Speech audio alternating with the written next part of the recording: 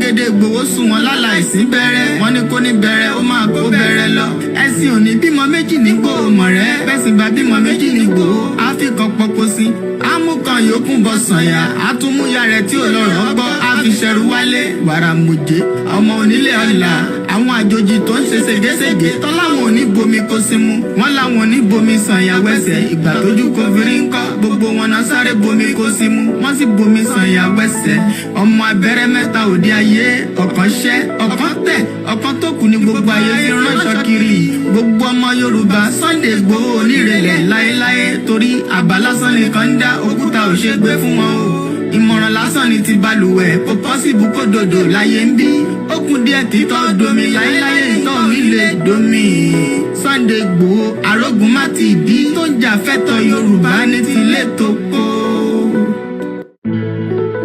ọmọ Ìbàràpá lápapọ̀ ẹ̀jẹ̀ adúpẹ́ lọ́wọ́ àkí ọmọ Yorùbá lápapọ̀ tilé tó kó ẹ̀mí àbọ̀ ẹ̀bá nǹkan mọ́ Adéyẹmọ Chief Sunday Adéyẹmọ Ìgbòho orúkọ ńlá tí ń jámọ́ láyà bí ara orúkọ tó ń dẹ́rù bó lórúkọ gan-an ọmọ Yorùbá ẹ má sùn o torí pé bùrà a kò lè fojú kégbodò láyé títa ríro lẹ̀dá kọlà wúrà tó máa dán alànà kọjá dandan o ọ̀wọ́n irin ní má bẹ̀rẹ̀ wọ̀nà ẹ̀dá kan lè ṣí wá lọ́nà mọ́ ẹjẹ́ àfìmọ̀ṣọ̀ kan ká lè débi re ẹjẹ́ àjọ gbárùkù ti Sunday Igboho ṣá ọmọ Igboho mọ̀rẹ́ nílùú Alágbàdo Òde ọmọ atapẹ̀tẹ̀ wọnú omi ọmọ gèdèlè wodò sànyà ìsànyà ò rẹ́ràn bàbá yín láàrin ìdí omi kò sì náà ń kán sí yín lẹ́nu ọmọ òkúta mẹ́ta òkè Ìgbòho ìkan ṣe yín ní dábọ̀dàbọ̀ ìkan ní mọ́ rọra ìkan tó kù nígbà tí wọ́n ò mọ̀ Ìgbòho mọ̀rẹ́ kí ló dé Ìgbòho mọ̀rẹ́ sí ọmọ òpópó sanran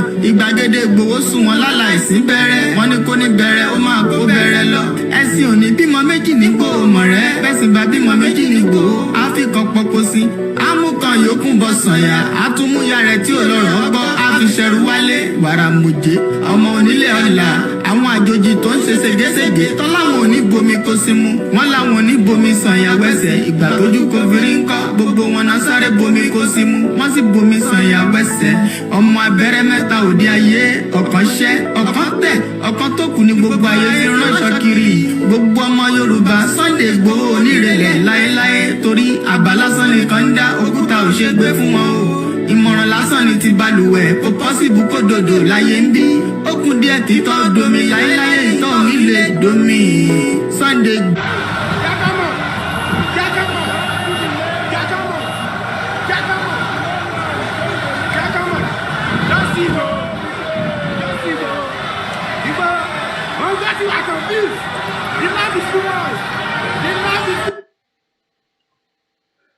Here we go again.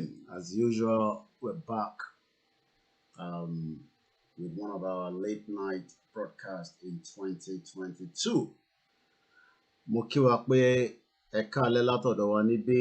The time is just coming up to 20 minutes past 11 p.m. local time in London, where we are broadcasting from. My name is Olawumi Koiki, the 4th of January 2022.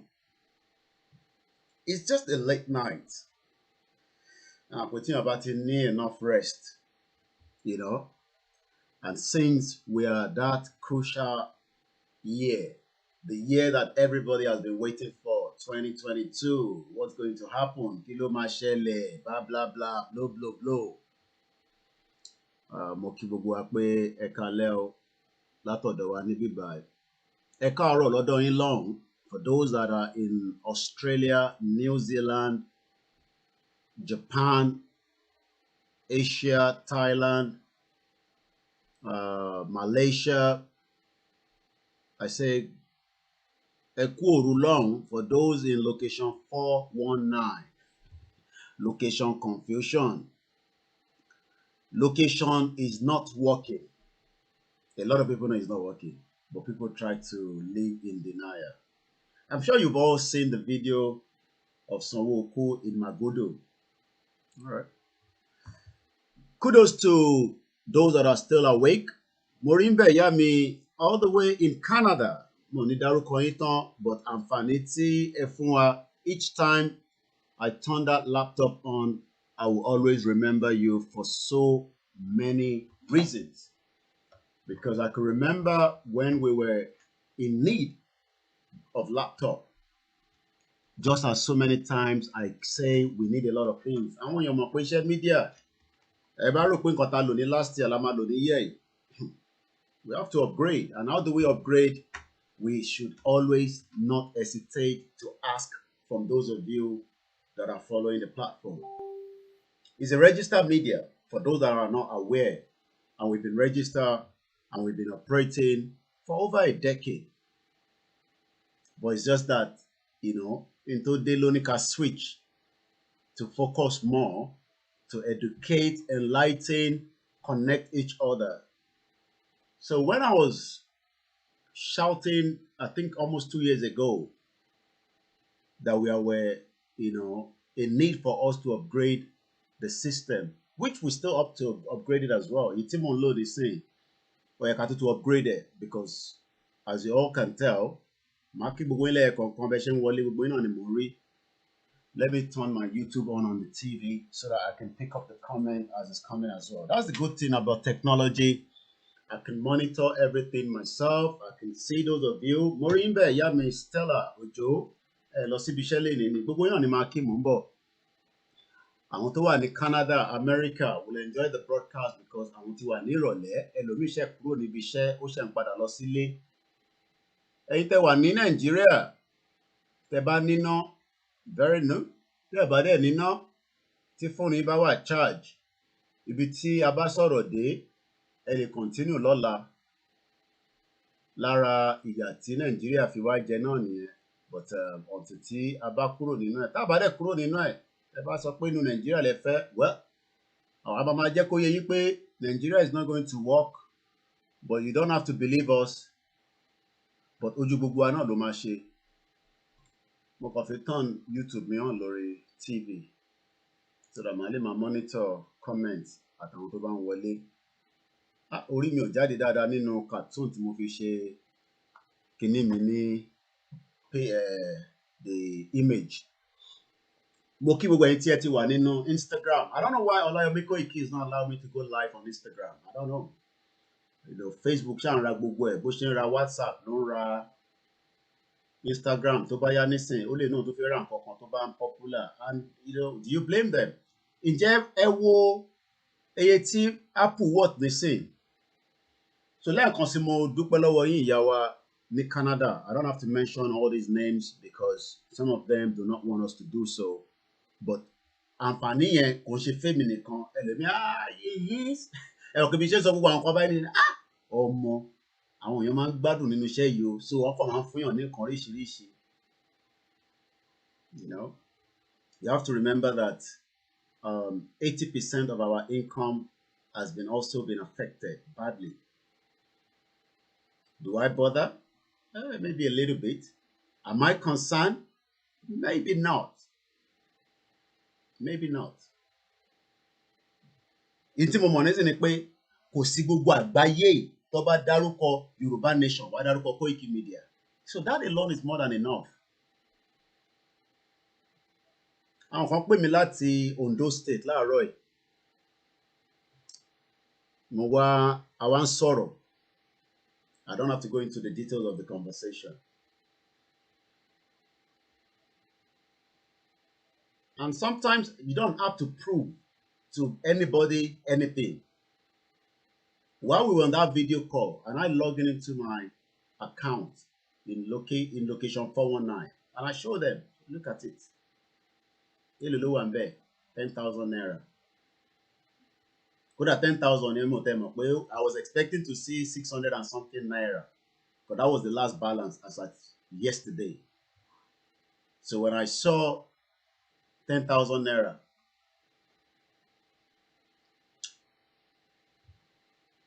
the problem a lot of people don't understand is owó tí wọ́n pump sínú BBC òun ló fi ń fún yín ní fake news tẹ́yìn rò pé real news ló ń fún yín. Because if not, gbogbo tá à ń discuss yìí, gbogbo traction yìí, ó yẹ kó ti wọ sórí BBC, CNN, Sky News, àti gbogbo àwọn news network yìí all over the world. So the only thing we have now is this social media. Mo dúpẹ́ lọ́wọ́ ẹ̀gbọ́n mi kan náà tó pè mí. He lives there in UK. He was part of those that struggled during the MKO Abiola. Àwọn ṣiṣẹ́, tọ́ba náà wòyàn ṣiṣẹ́ fún MKO Abiola is an highly intelligent Yoruba man in the media sector. Tí bá dárúkọ yẹn, àwọn tó wà ní UK máa pick lẹ́sẹ̀kẹsẹ̀. But I'm not going to mention the name. And the only thing he said to me is, ká dúpẹ́ pé advantage tẹ́yìn ní nísìn ó yàtọ̀ sí táwọn ní nígbà yẹn. Kí ló advantage yẹn? The advantage is our message can travel faster than when it was then. It was after the annulment of the 1993 general election in Nigeria that they were pumping out, protesting and all that. People were killed in a military era. So we spoke for 30 minutes. And he said he's watching me from behind the scene and he will always be there should I need his expertise. And I can only be grateful to him. We've known each other for over 20 years. Ẹ̀gbọ́n gidigidi ló jẹ́ sí mi o. Tí bá dárúkọ yẹn gbogbo àwọn tó wà ní UK, wọ́n máa mọ ẹni tí mò ń sọ ẹ̀. Highly intelligent. Yorùbá ní Ọlọ́run fún wa ní ẹ̀bùn yẹn, ó ṣe kékeré.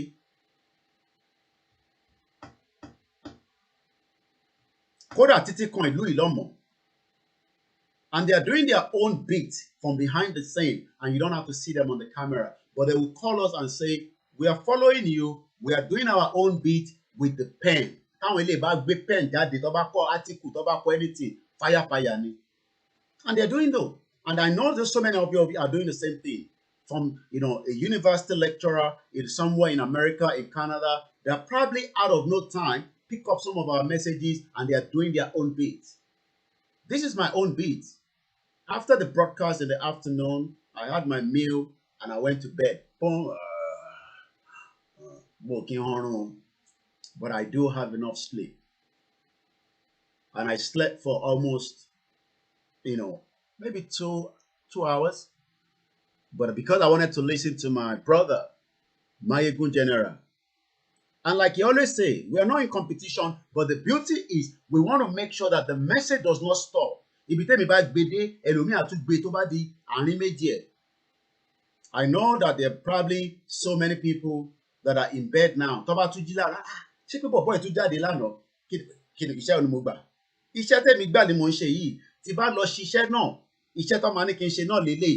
on the nature of the job. But what we are saying is, it is time now that millions of us start to understand that we are not the problem. Our caller create a problem in Nigeria. We are only telling you the problems, and it is entirely up to you to believe us or not believe us. Tó bá jẹ́ pé torí nǹkan tá a máa ń sọ pé wọ́n fún wa ní £10 lórí super chat, àwọn èèyàn donate nǹkan fún wa, bí àyàn ẹlẹ́ṣẹ̀ ń fi pé pé ó ṣe jẹ́ nǹkan tó ń ṣe rí ẹ̀. No, it's far beyond that. Oh yes, as a media person, you need to have all this system. If you don't have it, intervening or la manage. So the one that we are still using, we can manage it. But the one thing is, we are the one to make sure that we continue to talk about Chief Sunday IGBOHO until he's released. We are the one that must continue to talk about the Cherry, let me say something. One quick genocide. Genocide is going on in Nigeria, but everybody is keeping quiet. Here, number one. Crime against humanity is going on in Nigeria. Year number 2. Freedom of speech has been eliminated. Your fundamental human right has been tampered. Wọ́n ti tamper pẹ̀lú fundamental human right yìí. Kódà wọ́n fìyẹn wọ̀n fún Jídé Sanwó-Olú nígbà tó lọ sí Màgódò. Ibi ìbàyìí la jókòó sí tá à ń sọ pé àwọn machineries, àwọn pàyànpàyàn, àwọn mùjẹ̀mùjẹ̀ tó jẹ́ pé ìjọba Nàìjíríà ìkóhà pẹ̀lú àwọn Yorùbá kan àtàwọn kọ̀ọ̀kan tí gbogbo wọn mọ́ra wọn tó ṣe pàdé lóru lọ́sàn-án ní pálásì kan ní bíá pálọ̀ kan ní hòtẹ́ẹ̀lì kan ní yàrá kan and at the end of the day they pick up a day which was July 1st. They mobilize people. Kódà àwọn kan fly in wọlé nítorí pé wọ́n mọ̀ pé ẹni táwọn fẹ́ lọ bá yẹn jagunjagun ni. Ó ṣeéṣe pé táwọn bá nílé ó máa di yánpọnyánrin but wọ́n mọ̀ pé Elédùmarè òun ló ń protect ẹ̀. Àwọn rò pé tí bá dẹ̀ sọ pé Elédùmarè it could be anything. I know some might say ṣé agbára tó níyẹn òun ló ń jọ lójú ni. No, ó máa ń sọ pé Elédùmarè ọba ló lágbára, agbára ò sí lọ́wọ́ òun. Ẹ kàn imagine, think about it. More than 500 people ó fẹ́ lọ pa èèyàn kan wọ̀ lè rí pa. Àìmọye àwọn tí wọ́n tó bẹ́ẹ̀ tán rányàn lọ just èèyàn kan á dẹ̀ pa ẹni yẹn á dẹ̀ jáde kò dẹ̀ sẹ́ni tó máa mọ̀. Mọ̀ kán pa àwọn kan ní assassin. Wọ́n wá iṣẹ́ táwọn èèyàn ṣe, àwọn èèyàn kí àwọn ń pààyàn kiri ni. Àdúrà gbogbo ti yín òun ló ń protect gbogbo àwa. Kí là ní? Ẹlòmíì máa ń wò pé òbọ̀ irú àyàwó ló ní gan. Kí ló gbé jẹ fún ẹ?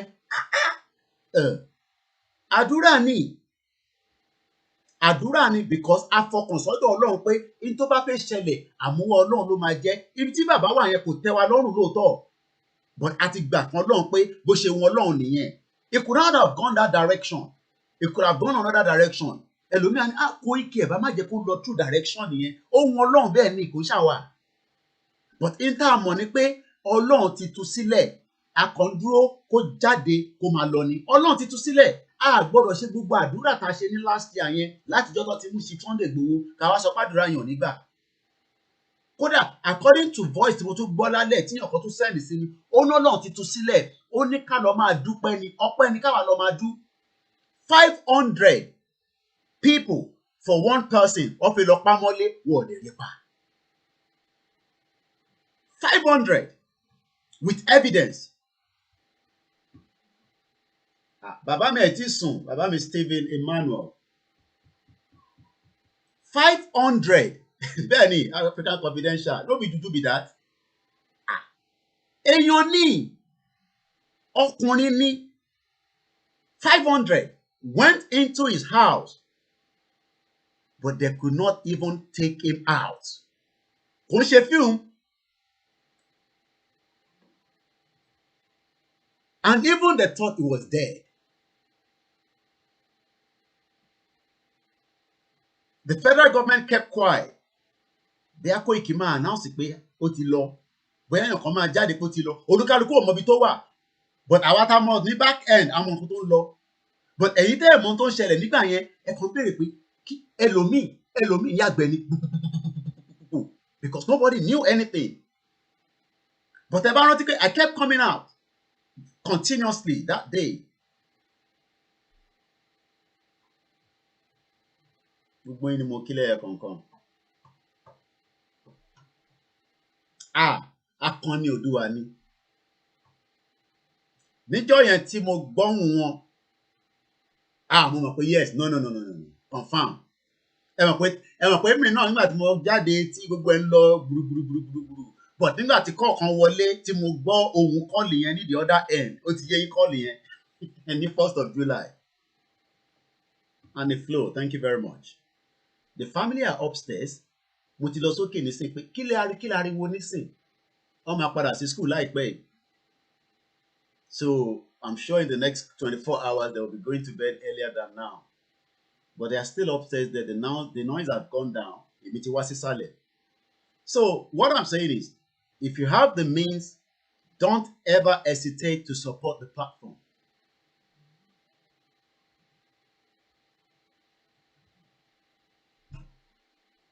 We will raise money on this platform, whether they like it or not. for awareness. Because all I've seen is, I look at it now, I haven't seen any organization coming out to say we have materials. So Koikimedia is going to raise awareness. And I'm sure when we come out and ask you, you will be ready for this platform. But it's going to work towards the Yoruba nation. And we will have committee that will manage it. I'm going to release that. Because I can see that we are not ready to take the grassroots awareness, Losisale. And those that are calling me and saying, Koiki, fún mi ní materials, kí wọ́n wá rò bí àmọ́ ní lọ ṣe àbí máa ṣe. I've asked all the organization, do we have materials? If you have it, let me know so that I can send the people to you. Tell Batini, that means we on this platform called Koikimedia, we will raise the money. And that would then be the campaign trail. I won't ní rẹsì tá fẹ́ fẹ́ anybody. Ní gúgúrú tá fẹ́ pín fún wọn. Ní MTN tá fẹ́ lọ máa pín ní recharge card 500 naira. But we will raise, because we're all tired of asking for one account. It's not even funny anymore. If they bring one account out, we will promote it here. But if you want to think that for our platform, you want to support Hello Mash awareness yellow, níwọ̀n bá tí a lè ṣe on this platform, lórí Koikimedia, let us start it now. So that kó lè comprehend the wàhálà táwa ń ṣe, kó lè comprehend pé a fẹ́ lọ, tá bá dẹ̀ mọ̀ pé a lọ, ká jọjọ máa ṣe ní díẹ̀. Àwa lè fagùn. Ṣé rí gbogbo ọ̀rọ̀ tí mò ń sọ pé ká ṣe báyìí, ká ṣe declaration. It might not be the line tẹ́yìn fẹ́ lóòótọ́, but if it's the slow movement la fẹ́ ká ṣe bí ìpín kí gbé ṣe máa lọ sókè tó máa lọ díẹ̀, that's fine, no problem. We can do that.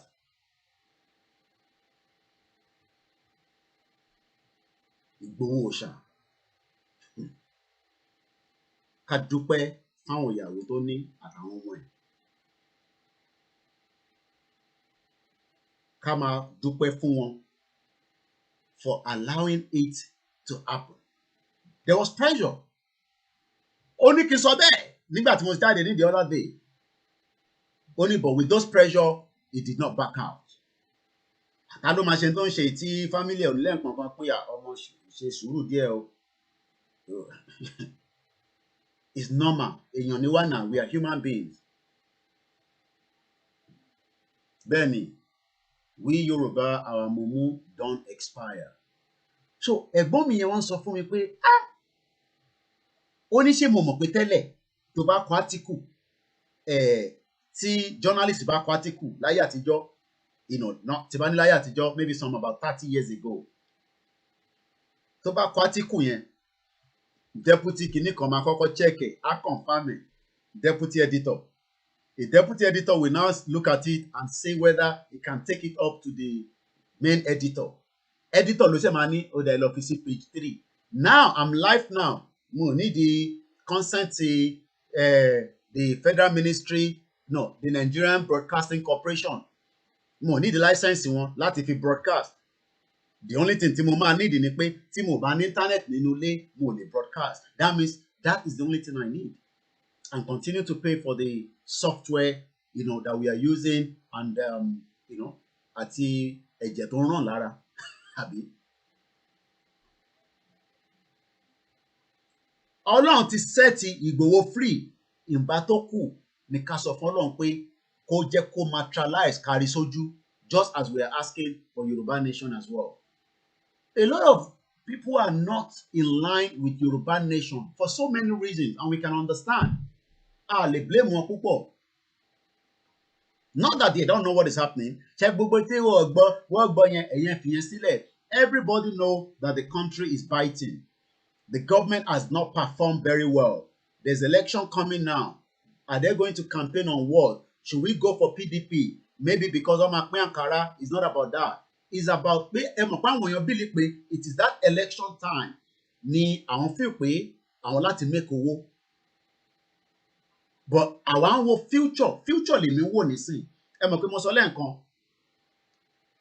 Okay, tí bá lọ ṣe night shift nísìn kí n lọ ṣe security which is not a bad job tó dẹ̀ jẹ́ pé 7 to 7 màá ti wà lẹ́nu iṣẹ́ nísìn wá sanwó fún mi màá san tax nínú owó yẹn màá sanwó ilé màá ṣe that eventually bí a tó bá kú bí a bí change díẹ̀ kan màá send sílé but ìyàtọ̀ nísìn ni pé tí bá ṣe bí a 4 hours nísìn 3 hours depending on the strength torí pa ti ń ṣe broadcast ilé ìlẹ́lẹ́nkẹta léni nísìn àṣẹ láàárọ̀ àṣẹ lọ́sàn-án àtúwà lálẹ́ báyìí tẹ́ ẹ̀ bá tẹ̀ sanwó fún mi orúkọ yẹn kò lè parẹ́ láyé because we are leaving a footprint ẹ mọ̀ pé báwọn bàbá olówó náà ṣe ń jà nígbà yẹn nìyẹn but wọ́n documented in a video format ta lè wo báyìí kò ń ṣe pé kò sí video format yẹn but most of it has been destroyed purposely most of it have been destroyed so that we do not see the history video bàbá olówó mélòó ló wà níta nísìn tí mo lè play pé ẹ jẹ́ ká gbọ́ kódà èyí táwọn òyìnbó lò tí bá play video kankan lórí YouTube nísìn wá lock wa out wọ́n ní yẹn because o ti lọ lo báwo lọ ṣe máa lock ẹni tó ń lo video Nàìjíríà because BBC ló ní copyright and that's why we are very careful picking up irú èmi náà kankan nísìn we try not to use most of those videos but we have to use it because that's the only thing that we have but what we are doing now if this mission fail the next generation will review everything and they will now start thinking of the next strategy but ṣé àwọn afẹ́jẹ́ kó ṣé iṣẹ́ tá à ń ṣe nísìnyí ṣé afẹ́jẹ́ kó fail ni ṣé afẹ́ pass ni àbáfẹ́ fail.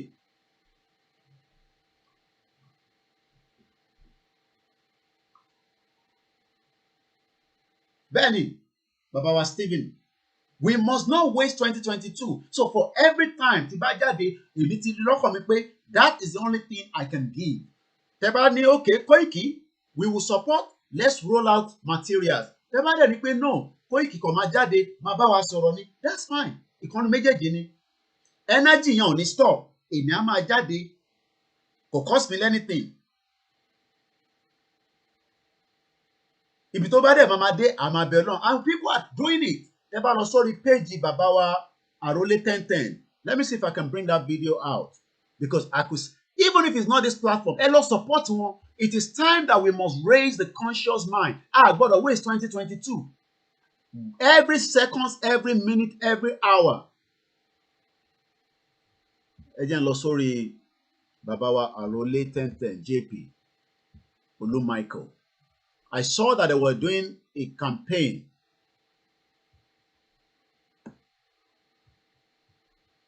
today ó yàn pé ní àwọn ọmọ Yorùbá àjùgbara awareness in Bodija internet nísìn nìyẹn but mo sọ fún yín ní last year pé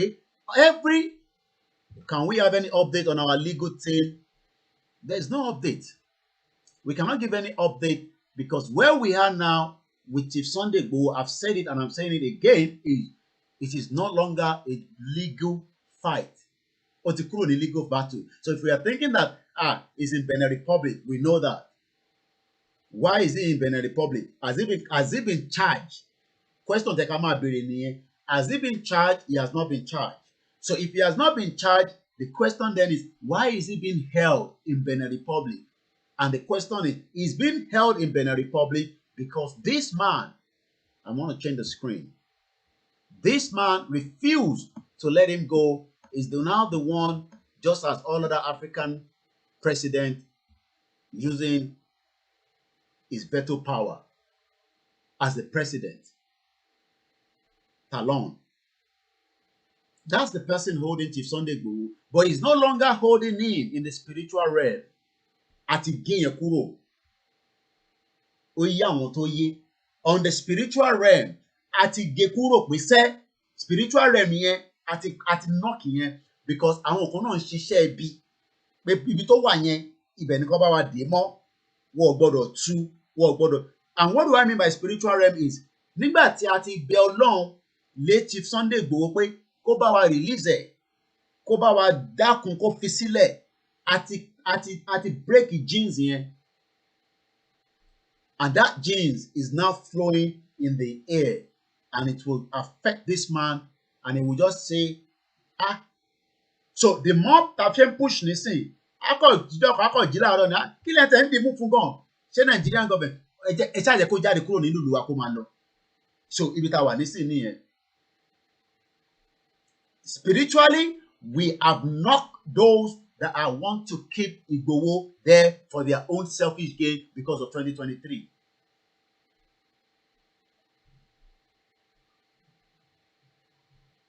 Ọlọ́run ti ṣe yẹn fún already, and we believe that. À ń kí bàbá wa Professor Banji Akintoye, bẹ́ẹ̀ ni mò ń kí gbogbo àwọn bàbá pátápátá. Tá a bá ń dárúkọ yín, kò mí pé à ń rántí yín. We love every one of you. And we will not stop loving you all. From Professor Banji Akintoye to, Professor Adeniran, to all those professors and every those of you, wherever you are, whether in Yoruba land, whether you're a retired military, a retired Navy, a retired police officer, a retired custom, that believes in the cause of the Yoruba people. It doesn't matter who you are. From this platform, and dúpẹ́ lọ́wọ́ yín nítorí pé ẹ̀yin làwa ń wò, táwa náà fi ń dún lẹ́yìn pé yes, àwọn bàbá yẹn wọ́n dúró tán. I saw a lot of them because I had the privilege to travel to Ile-Ife when they wanted to have a meeting. I saw a lot of them. So tẹ́ bá ń rò pé prof nìkan ni ó ń ṣiṣẹ́. No, we have a lot of our fathers, mothers working tirelessly so that kí ọjọ́ ọ̀la wa kó lè dá. But àwa la máa sọ̀rọ̀ now. Àwọn ṣiṣẹ́ ní ìsàlẹ̀ pẹ̀lú so many things. And that goes to every platform that are working tirelessly. But this is the year that we must not miss the opportunity to create that awareness into every part of Yoruba land. And this is what happened somewhere today. And we can only appreciate our brother, Arole Olumichael Obalola JP. Let's watch this together. Àwa ọmọ Yorùbá ajìjàgbara ọ̀tá kú àwáyé. Iye ọjà Bódìjà la wà yìí o. Láti wá ṣe awareness fún àwọn ìyá wa tí wọ́n mọ̀ pé ìyan Yorùbá àṣìṣán láti dá dúró o. Wọ́n ti kó wa ní pápámọ́ra. Àǹtídòwò ẹgbà. Ẹgbà tí yín ẹ lọ kà á. Ebi ń pa àwa ọmọ Yorùbá. Ẹ ti ní. Wọ́n ti fún àlàjá nítorí náà ẹ̀yẹ káyé kí ni ká pọ̀ kò sí ọmọ rẹ̀ kan níbọn ọ ní a fool at 40 is full forever àti lọ sí 62 years báyìí o. ẹjọ́ máa eré wọlé jẹ lára Nàìjíríà láti gbà tẹ́tí dáyé.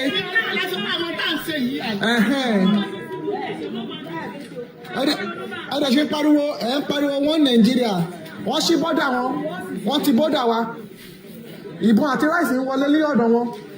Wọ́n ti bíbí ipa. Amúnísọ̀ ń gbọ́ sí bíbí. Ẹ lọ s'Ògbómọ̀ṣọ́. Ẹ lọ sí Takí.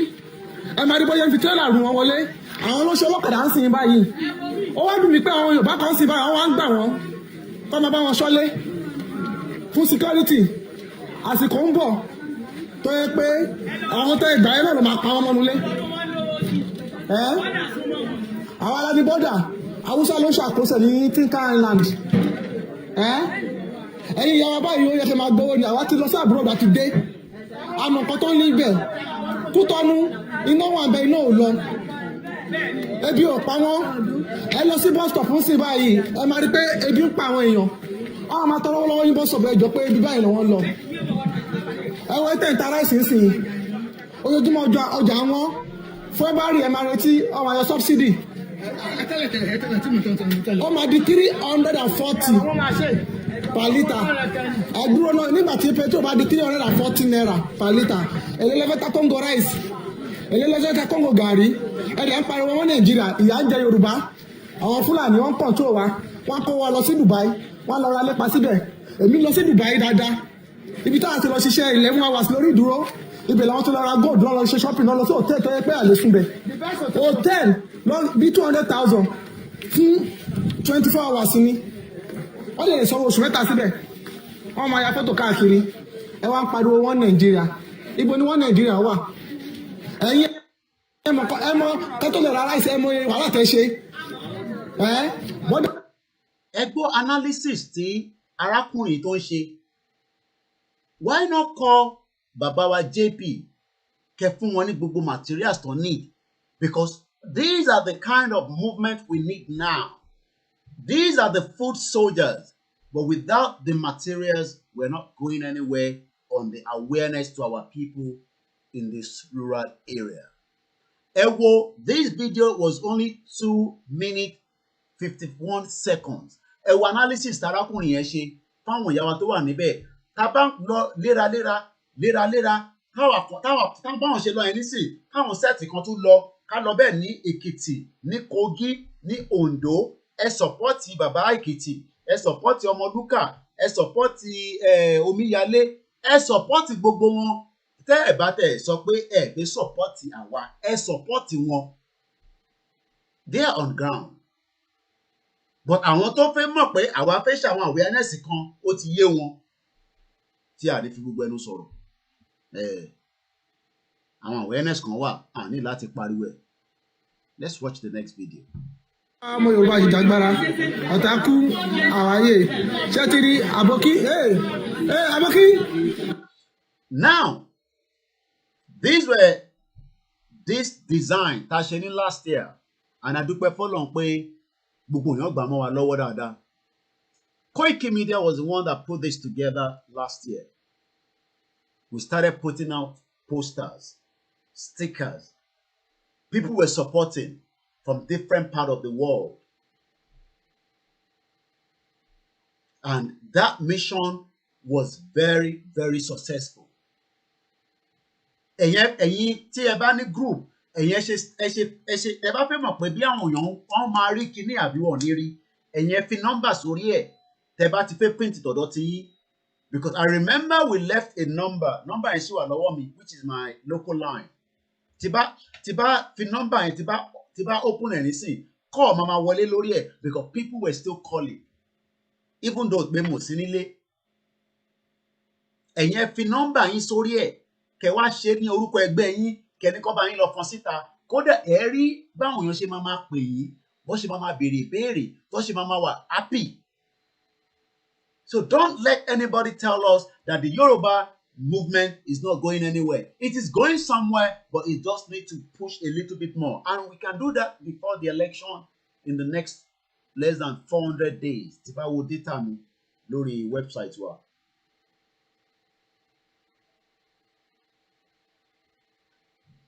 This is the kind of awareness we need now. The local awareness. And now we're ready. Kúkú ní kó gbé ìbọn lọ sí Bódìjà nísìn. Ní kó gbé Kúmọ̀ lọ. All they've gone with is this paper and go. Èdè wa dẹ̀ lọ fi ń bá àwọn èèyàn sọ̀rọ̀. Ẹ jẹ́ àtúgbọ́ lẹ́ẹ̀kan sí. Aboki, zo ma. Aboki, Fulani kidnapper. Duka Fulani, Barao Bansani. Kidnapping. Kasina. Sokoto. Sokoto, Zamfara, Katsina, Kaduna, duka Fulani. Fulani Daiska. Ṣé ẹ ti gbọ́ ọ̀dọ́ sọ? Ó ní Sokoto lòun wà. Ó ní Fúlàní ọ̀hún ló ṣe agbénipa. Pípẹ́ àwọn gan ó ti sún àwọn wọn Nàìjíríà ti sún wọn kálukú kó pín. So ẹ̀yin ọmọ Yorùbá yẹ ká ronú o. 2023 no election. Yorùbá fẹ́ dá dúró gẹ́gẹ́ bí orílẹ̀-èdè. Ìyà ń jẹ àwọn ìyàwó àwọn ìyá tó yẹ pé. Ìyá tó bí mi lọ́mọ, mo ti rí wọn lórí kan náà platforms wa. Mo ní ẹ káalẹ́ màmá, ẹ káàbọ̀ sórí ètò. I say good evening Pascal Ikene. Good evening to all the Biafras as we are all pushing it. I was listening to Prince Jejeman on Mayegun when he called. We have a lot of people that are working in different platforms. They are Biafrans. They have their own issues, but the campaign hasn't stopped. And I'm sure if I check the YouTube now, Simon Ekpa will probably be live as well. If he hasn't completed. Okay, he has just finished about an hour ago. After more than 4 hours, bombshell. Bombshell on the 1970 death row. That was the topic he did 4 hours ago. And like I said, ẹ̀gbọ́n mi tó pè mí yẹn, says we should be grateful pé a ní social media tó yẹ pé kò ṣe control. Imagine tó bá yẹ pé ó ní limitation.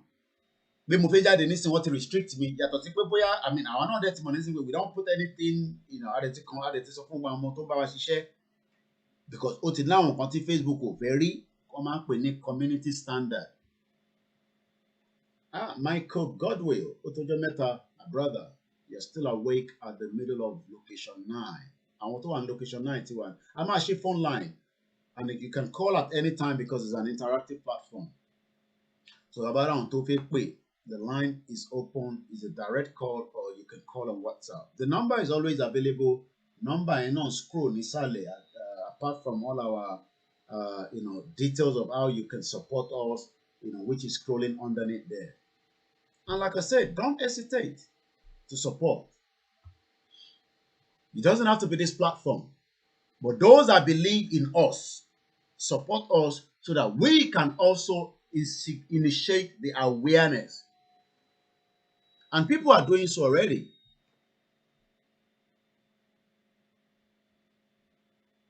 But without a big, massive awareness. Tẹ́ bá yẹ pé materials like you were doing, ẹ rántí pé nígbà tí mo wà nílé, ẹ má nítorí pé Koiki ò sí nílé. Because mo rántí pé nígbà tí mo wà nílé, people were calling us. Àwọn máa ní kọ́ pé kinní kan, ẹ̀yin má wọ̀, tẹ́ bá ti pè mí, èmi á sọ bí tó máa lọ deliver sí àbí bí tá ti máa gbà á. Tó bá yẹ pé fẹ́ bá wa ṣe t-shirt ni, ẹ fẹ́ ṣe fìlà ni, this is the time. Inú ọdún yìí náà ni so bó ṣe ń jáde wá máa pọ́n àwọn èèyàn ẹ̀tọ́ bá fún tó bá tẹ̀ wọ́ á rí i pé Yorùbá nation náà dùn. Let me say something. Let me come back to my full screen. Tí bá ní my full screen, that means this is the full screen. That means there's nothing on the background.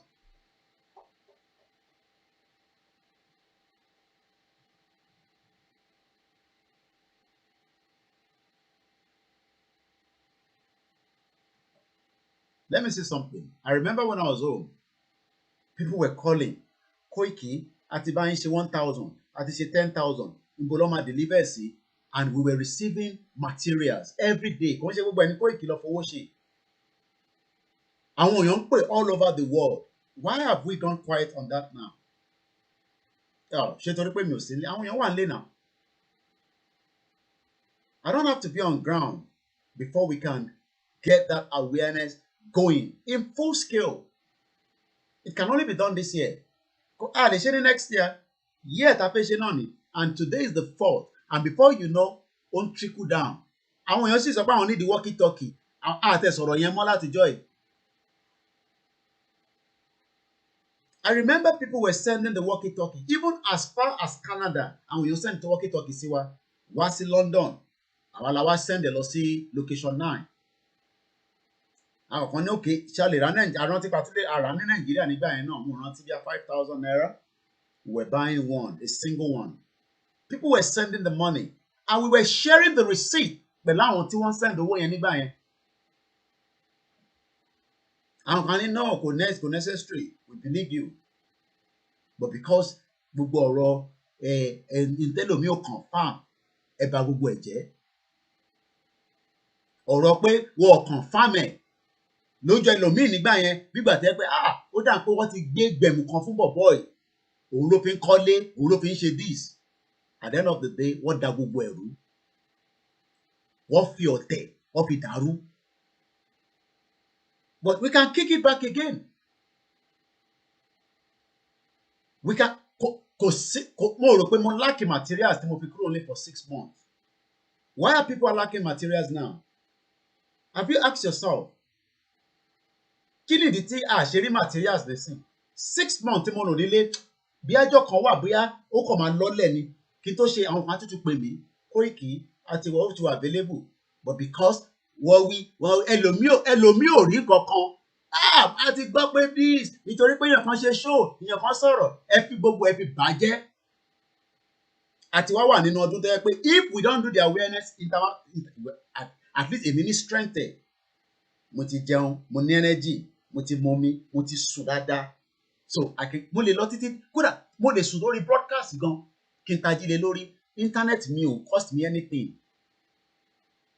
iná ló máa jẹ Àwa náà sanwó náà kò ń ṣe free, but this is the year if truly we all want to be involved. But ẹ bá ń sọ pé torí ìtàwọn ti gbọ́ tẹ́lẹ̀, I mean for 6 months and roll out ni. Everybody was coming to Chief Sunday Igboho's house and we were giving out, we were sharing it, you know. One kò ní bundle. Gbogbo yẹn nísìnyí stopped.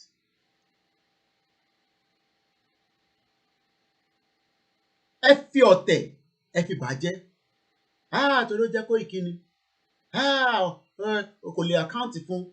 Ẹni kó wá ṣe àkáǹtì owó tó kó fún. Ẹni kó wá ṣe ẹ fi gbogbo ẹ fi bàjẹ́. Now for láti jọ́ tó ti mú chief, tẹ́mi ti kúrò nílé. Ẹ béèrè pé materials mélòó láwọn ọmọ yẹn ló ń distribute káàkiri. Material yẹn a ṣe débi pé ó dé north, ó dé Port Harcourt, ó dé south east.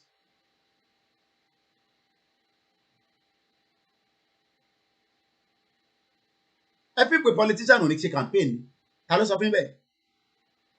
Ṣé àwa ń fi pé politician ò ní jáde wọn ní ṣe campaign? Ṣé ìyẹn là ń fi sọ́kàn pé wọn ò ní ṣe campaign? Kí ni kan politician pẹ̀lú Yorùbá nation? Kí ni kan politician pẹ̀lú Baba Akintoye? Kí ni kan politician pẹ̀lú gbogbo wa? Wọ́n máa ṣe campaign mọ̀ rẹ̀. Wọ́n máa ṣe campaign tó máa lárinrin gan. 6 months ni mo fi wà nílé, mo mọ gbogbo material tó dẹ̀ wá pátápátá. Ẹ ti dákẹ́ ni. Everything, journalist lẹ́ ń bá deal, everything was noted down. Kò ń ṣọjọ́ ẹ̀ ní. Ẹ jẹ́ àdébi tí Elédùmarè sọ pé a máa dé. Ìgbà ẹlẹ́nu ọ̀rọ̀ mi máa wá jáde dáadáa. Kò ń ṣe nísìnyí. Ìsìn ni pé ká focus ibi tá à ń lọ, ká continue awareness yẹn. Kó wá ṣe àkáǹtì kinní kan, kó wá ṣe kinní kan. Ẹ mọ̀, ìlú tèmi gbé tí mo mọ tó ń pè ní diligent, wọ́n fi ọ̀tẹ̀, ẹ fi fọ́ gbogbo ẹ̀. Àtàwọn tó wà nílé, àtàwọn tó wà níta. Ẹlòmíì ò gbọ́n kankan. Yẹ́sì. Ó ṣe jọ́dọ̀ ẹnìkan lọ ti lọ ń kó materials. Ṣé mo fẹ́ jẹ́ ni? Àwa kan àgbà walkie-talkie o, àwọn ọ̀fun á ní walkie-talkie. Mélòó ni walkie-talkie náà?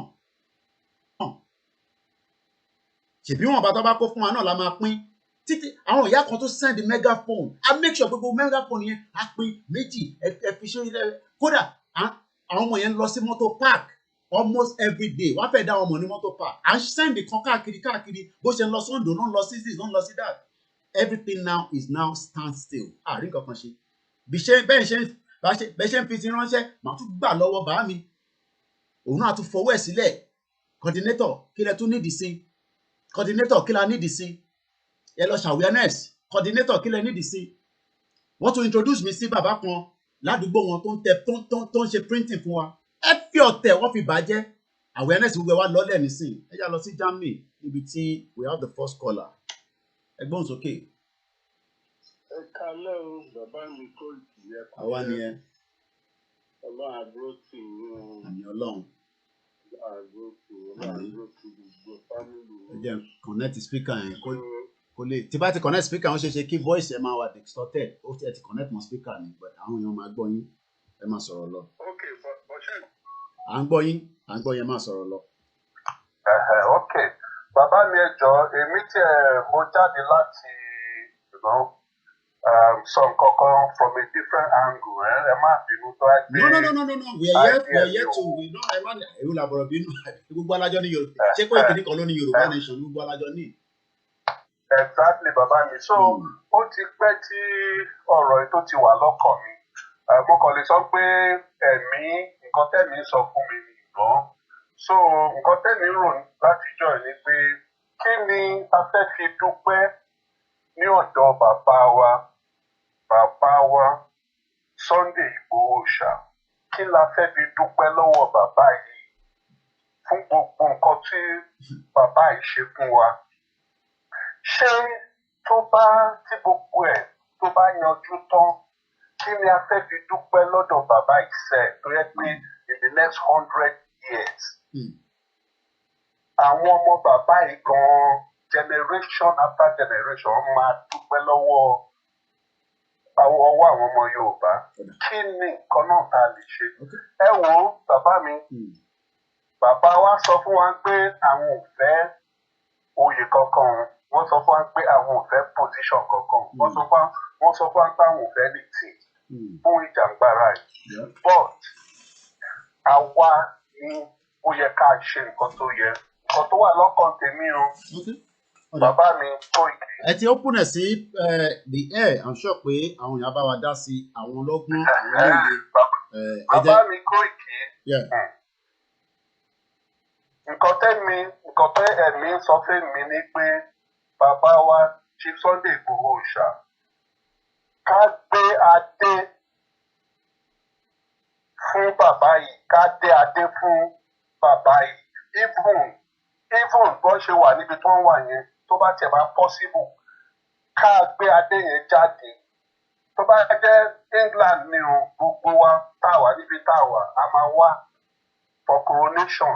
But ká dé yẹn kó jẹ́ adé the king Edro, the king of all king of Yoruba land. Tó yẹ pé ẹ wo adé yẹn a máa gbé síbì kan níbi tí a máa tọ́jú ẹ̀ síbì kan, it's no problem. Títí tí bàbá wa máa fi jáde ní agbára Elédùmarè. Tí anything bá ṣe bàbá wa, anything ò ní ṣe bàbá wa o. Àwọn ọmọ bàbá wa náà máa dé adé yẹn. So, but adé yẹn, the highest, the king of all kings in Yoruba land, the adé yẹn la fẹ́ kí adé yẹn jẹ́. Gbogbo àwọn king tó wà ní Yoruba land, tó bá yá tá a bá gbé adé yẹn lọ sí Yoruba land, òun ló máa jẹ́ the highest. A máa prepare the most biggest palace fún bàbá wa. A máa ṣe everything right pé kò sí adé tó máa ju because nítorí kí ni? Bàbá yìí nìkan ní generation wa, this is the only person who is fighting for us. Kò sẹ́ni kankan tó jáde tó fẹ́ jà fún wa. Bàbá yìí nìkan ní adé yẹn. Àti get the point ẹ ṣe gan ni. Ó ti yé mi. Ẹ jẹ́ ká jẹ́ káwọn èèyàn respond sí. Bàbá máa ṣe coronation yẹn, everybody máa wá láti everywhere. Okay, ẹ ṣe gan ni. Everybody máa wá láti everywhere and this is no problem. A máa ṣe. Everybody máa wá láti everywhere. Then we have to bless that crown. Ẹ jẹ́ ká jẹ́ káwọn èèyàn respond sí. Torí àwa ni alálẹ̀ ń fa ẹnu wa sọ̀rọ̀ nísìnyí. Ṣẹ́ǹgẹ̀, so bàbá bless àti bless yẹn ní káàyàn yẹn. Ó ti yé wa, ẹ jẹ́ ká fáwọn ẹlẹ́mìí láyè kí wọ́n respond torí àsìkò. Torí pé ẹ mọ̀ pé tẹ́yìn náà bá ti sọ̀rọ̀ yẹn. 4 minutes let it lo yẹn. So after 4 minutes, I need to start winding everybody down. Ẹ go sókè. Ẹ káàárọ̀ Mr. Koiki. Ẹ káàbọ̀ sórí ètò. Ṣé ní nǹkan tí wọ́n ní ẹ sọ, kọ́mọ̀ àti ìkànjú kò yẹ yín. So gbogbo pé kọ́ gbadé yẹn, ṣe rí tó bá jáde tí a bá gba nation wa which is not long tí a bá gba nation wa sí. Àwọn máa Chief Sunday máa wave flag. Then a máa fi àwọn ló máa jẹ ààrẹ ọ̀nà kakanfò gbogbo ilẹ̀ Yorùbá because he is a real Yorùbá man tó rí oyè yẹn tọ́ sí wọn so ìyẹn ò tẹ̀ ń ṣe kí ni tẹ̀lé ilé wọn tó ní tọ́lọ destroy yẹn ibẹ̀ ló máa jẹ́ secretariat tó yẹ pé àwọn èèyàn máa wá all over the world kó máa visit so gbogbo yẹn kó máa ti sáré yẹn sì pé wọ́n pé crown kan gbogbo yẹn ló yìí máa ṣẹlẹ̀. So let everybody be patient. Let's just take it one step after the other. Now let's just do the awareness and let's come up with because I want to prepare. Now preparation stage now we have to be getting ready that we are living that nation called Nigeria. The Lagos State governor. I am the Guinea chief officer. Tell your guy to you don't need that. You country where they don't share. It's most things that done by email. They'll send an email, they'll write a letter, do this, do that, don't show to you. But governor not to lose it. A lot of answer rubbish. They about to go video on the channel. They about to watch it later on, but he get it all your director. Man, to wash your green, you don't sort of pay. I can't is above my pay grade. Man, they want to àwọn ọlọ́pàá ẹ̀kọ́ kẹ́ ẹ̀ máa bẹ̀rẹ̀ máa lọ. Ìjọsìn gbogbo ẹ̀kọ́ dàrú pàṣàpàṣà pọ̀ṣùpọ̀ṣù. Ẹ wo ọdún tó ti ń gbà bọ̀. Ìlú yẹn ò ń ṣèlú so káwa máa àwa Yorùbá ká máa prepare ká lọ máa prepare àwọn tiwa pé a ti ń lọ o so tó gbogbo tó máa ṣẹlẹ̀ àwọn èèyàn á ti wà wẹ̀ so wọ́n lè múra dáadáa so gbogbo nǹkan ní bá wọn ní pàjáwìrì so kọ́dà lọ download the app pàjáwìrì yẹn náà so tí nǹkan bá ṣẹlẹ̀ á lè tètè tẹ SOS máa bẹ́ẹ̀ tọ̀ lọ́tà. ẹ ṣe gan ni ẹjá tó wá sí London ẹ̀yin náà láǹfààní láti dá sétò torí pé gbogbo alájọ ń ṣètò yẹn ẹni tó bá dẹ̀ ti ń pè ẹ bá wa máa mute background ẹ má kí n pariwo púpọ̀ ẹ mọ̀ pé ilẹ̀ ti ṣú ẹ gbóhùn sókè láti London lọ́dọ̀ wa níbí. Hello caller. ẹ kalẹ̀ ẹ kò ó ti dàárọ̀ nísìnyí. Ọlọ́run ọba nínú ọlá ẹ̀ nínú ògbó ẹ̀ a máa wà pẹ̀lú yìí. Inshallah. Gbogbo ìgbà tẹ́ bá ti ń jáde bá Ọlọ́run bá máa pẹ̀lú yìí sọ̀rọ̀. Inshallah. Inshallah. Gbogbo yìí tí àwọn kọ́là yẹn sọ kò tí ì kù rẹ̀ kò tí ì tó yẹn sìn. Nǹkan tí a níbi ìsìn awareness yẹn Ọlọ́run bá wọn tó máa ṣe Ọlọ́run bá máa ṣe àbò wọn. Kọ́ má ti sọ̀rọ̀ lọ síbi ọ̀rọ̀ kìíní àwọn ọ̀rọ̀ míì wà tó ń sọ tó yẹ pé wọ́n tó mọ̀ fún àwọn ará àdìgbà ní point which tó ń show weakness wà ní kò nídìí because wọn ti gbé fún olóyè wọn ti gbé adé fún olóyè ọ̀tá ń pọ̀ ọ̀gá má ti gbogbo anything ní Ọlọ́run ọba bó ṣe máa mú ọ jáde pẹ̀lú àlàáfíà nínú àkọ́ Ọlọ́run ọba nínú àpò Ọlọ́run ọba Ọlọ́run ti parí iṣẹ́ ó kù ní fífíkà aspect Ọlọ́run ṣe ẹ̀dá wọ́n ń gbìyànjú lórí yẹn ṣùgbọ́n Ọlọ́run ọba fẹ́ pé ọmọ kiri ọmọ kẹrẹ wọn lọ́wọ́ ẹrú mọ kiri náà Ọlọ́run ọba tí ó jẹ́ pé òun ní kò sí èdè tẹ̀dá kankan ní kò sí ọgbọ́n kan tẹ̀dá kankan ní Ọlọ́run ọba ìdí Ọlọ́run ọba ó ti tẹ̀dá lọ gbogbo ìdí àtọ̀gbọ́n tó ń dá bẹ́ẹ̀ mọ́ ń lo ọ̀rọ̀ Ọlọ́run ọba tó ń lòdì tó ń ṣe Ọlọ́run ní fún wọn lágbára lórí wa ìdá Ọlọ́run bá tó ọ̀sẹ̀ àwíánẹ̀ sí Ọlọ́run bá á fún wa ṣe dáadáa gbogbo wa àárùn pa àárín pẹ̀lú òkúta bá ní àṣìbẹ̀ Ọlọ́run bá kò ní pé gbogbo wa ló purọ́ lórí ẹ̀ Ọlọ́run á fún wa níbẹ̀ wọ́n fẹ́ sọ nìyẹn lọ káwọn èèyàn kan má di àtàjẹ ní ti bí àgbóyè àti nìkan kọ́ má túbọ̀ máa fa kama wà diverted ètò wà lọ́kàn ọlọ́sàn náà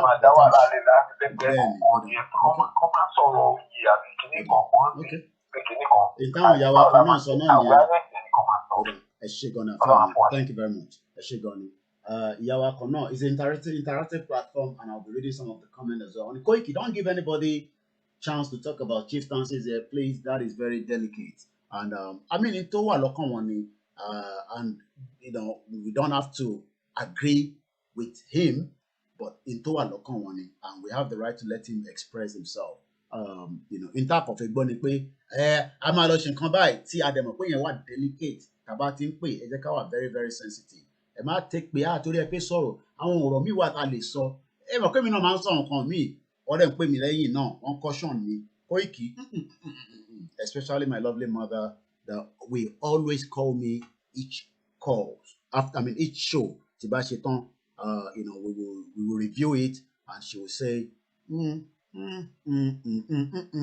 oye yín tí ìyá àtọmọ lè sọ nìyẹn tí mo lè máa sọ lórí platform so I can only be grateful that I have that backbone and the same thing goes pẹ̀lú àwọn ìyàwó tí Ọlọ́run fi kẹwàá àti àwọn ọmọ tí ó wà pẹ̀lú gbogbo yín náà bẹ́ẹ̀ tí ẹ̀ ń bá wa dá sétò èyí tí a fẹ́ sọ̀rọ̀ dé ẹni tó bá ti download pàjáwìrì kóòdì tiwa tí a lè release fún yín ẹ get in touch pẹ̀lú mi bá a ṣe ń ṣe program náà tẹ́ bá reach out sí mi ìtẹ̀kọ̀ máa ṣe fún mi ni pé tó bá jẹ́ individual ní ẹ send orúkọ yín àti nọ́mbà á easy fún mi láti tètè fọkàn yín pé mo ò ní details yín lọ́wọ́ ó kàn máa easy fún mi láti send ẹ̀ sí command center èmi àwa fún yín ní code tí bá ti fún yín ní code yẹn ẹ lè fi ṣe activation ẹ̀yin lẹ́lẹ̀tò tiwa ni pé ká gbé jáde kájọ gbé yẹ̀wò awareness yẹn òun ni ká bẹ̀rẹ̀ padà inú mi ò bá dùn láti padà sí bí ṣe ń ṣe ní this time last year ṣé mo ti dé Nàìjíríà ṣá ní this time last year mo ní sọ yẹn fún gbogbo yín ẹlẹ́mìí bí wọ́n gbà gangan ló wọ Nàìjíríà ní last year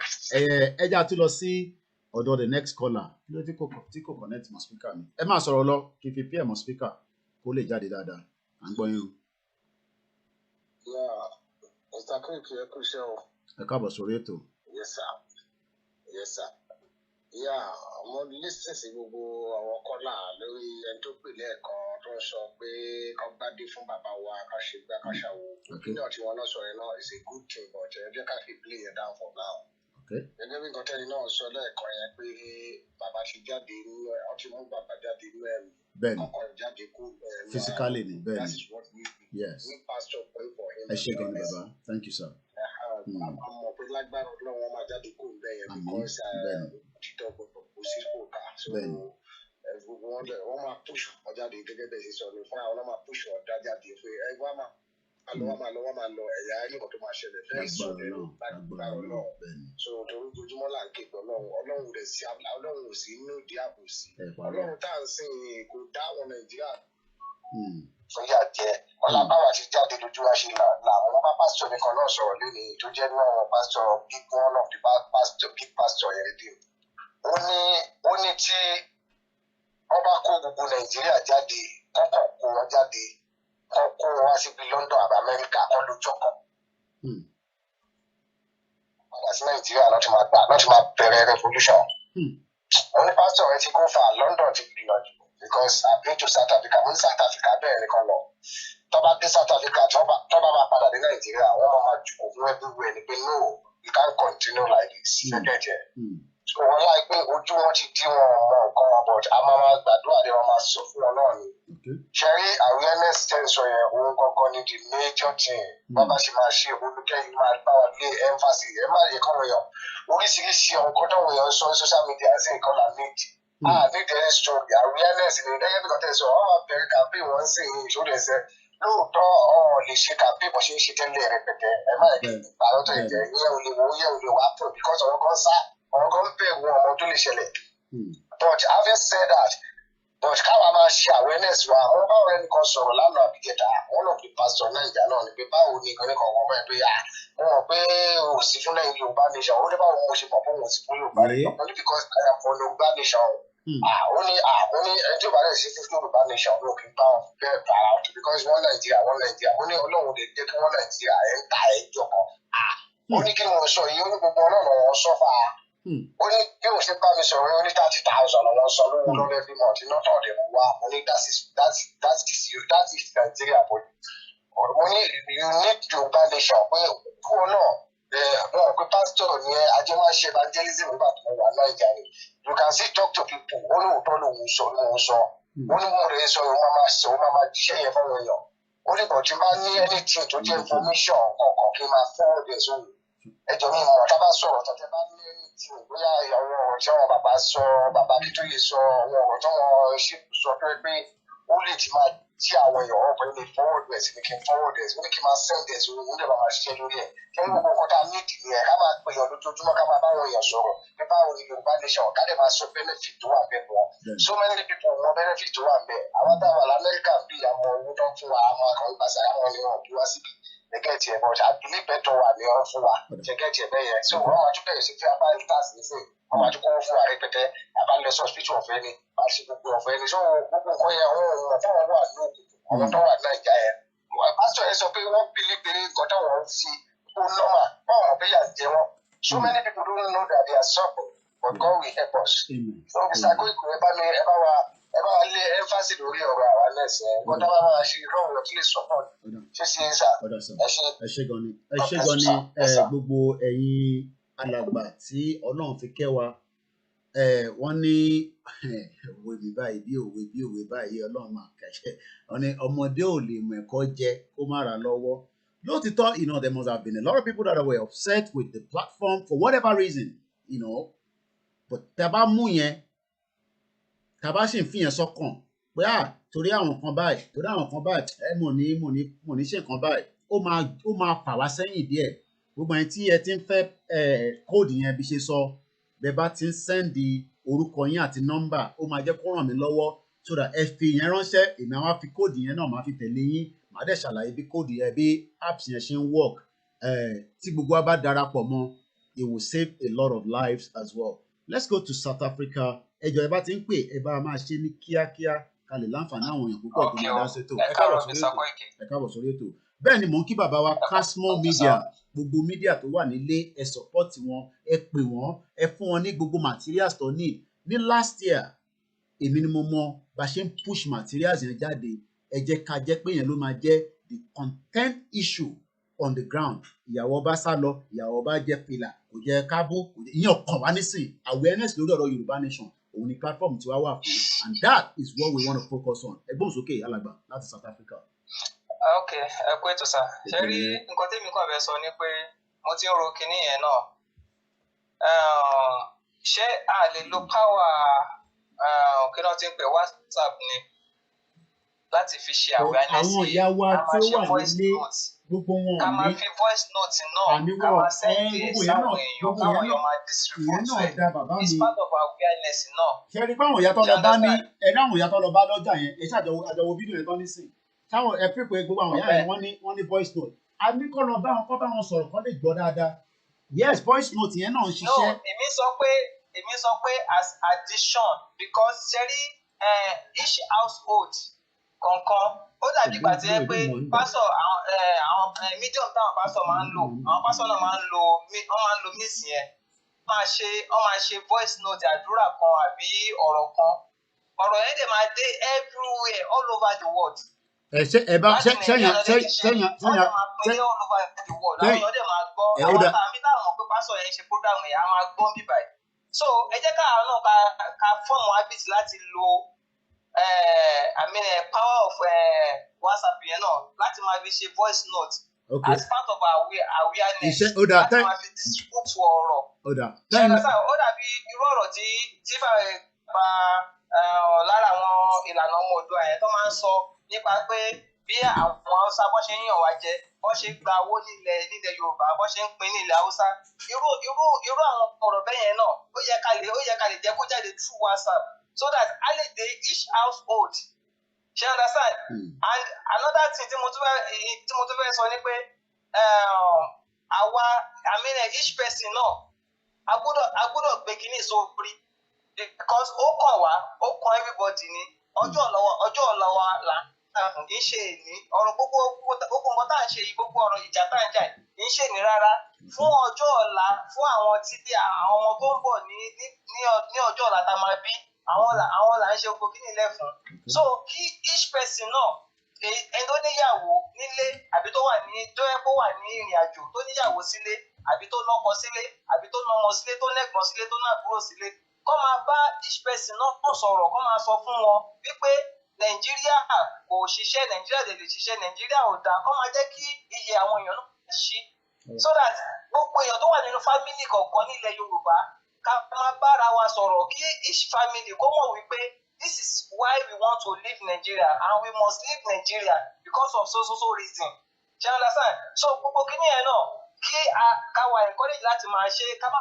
kàn dákẹ́ ká má kàn sọ pé àkànṣọ́ lásán kí each person kó máa sọ fún àwọn èèyàn nínú family ẹ̀ kí kíní yẹn kó máa spread like wildfire kó máa spread bẹ́ẹ̀ yẹn with that voice note with WhatsApp ká fi báàgì ẹ̀ àti physical awareness náà.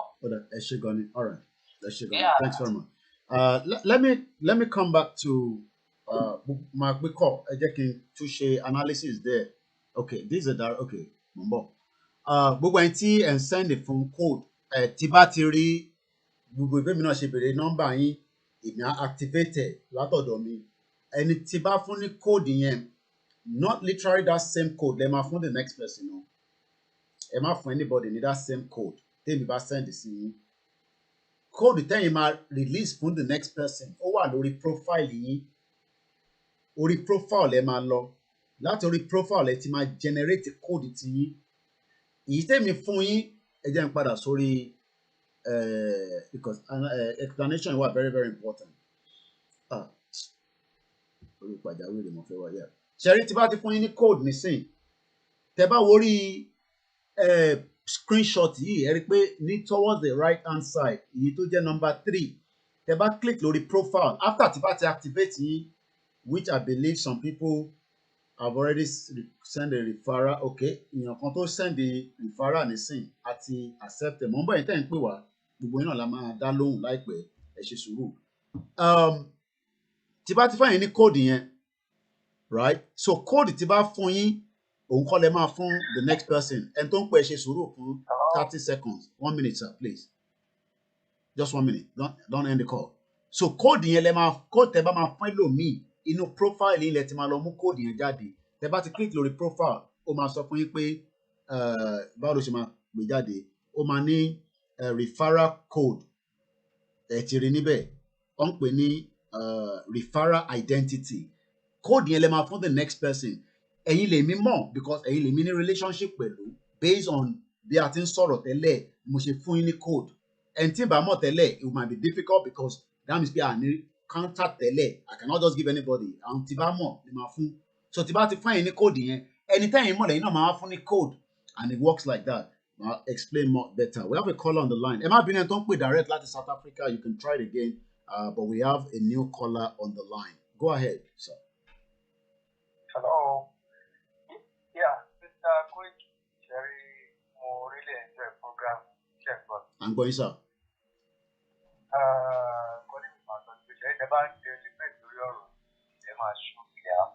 Okay. Kí ni àwọn kan tí wọ́n tẹ̀lé fún awareness ẹ̀ báwo ló ṣe lè reach IGBOHO is the best option for now. Gẹ́gẹ́ okay àgbẹ̀ pé kọ́tọ́ lè fún awareness of poster àti t-shirt ní ọ̀kọ̀ọ̀kan báwo ló ṣe lè reach àwọn ìyàjẹ́ níta ni wọ́n máa sọ káàdì kí làwọn àkáǹtì rẹ̀ okay. Okay. I mean, one thing is a lot of people can communicate with those on the ground. We have Kasmo Media, we have Omoluka, we have Omiyale, we have Babaikiti. You know, everybody has different platforms that they listen to. Not literally mean, it has to come from our platform. What I am just saying is support those platforms, give them the materials, get in touch with them. But okay, Koiki, we will come through you as well. Fine, there's no problem about that. You can do those things yourself.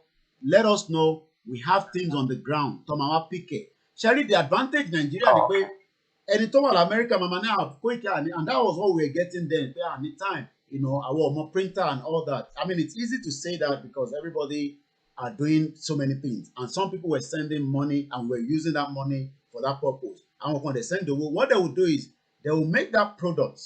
It could be poster, it could be sticker. Tobati Piawa, Tebati de moto park. Ibi Tebati Fisini no moto. O ma de the destination with a vehicle and when you collect it, then the distribution goes like that. And anybody can send any awareness materials. Awareness materials. But there are some awareness materials that we are not going to see online, but I will just say awareness materials. And I'm sure everybody understands what I mean by that. Because my program is by the time, but pay the budget, àwọn fẹ́ lọ fún awareness campaign kankan ẹ bọ́ gbó kí wọ́n ti lóṣù rẹ̀.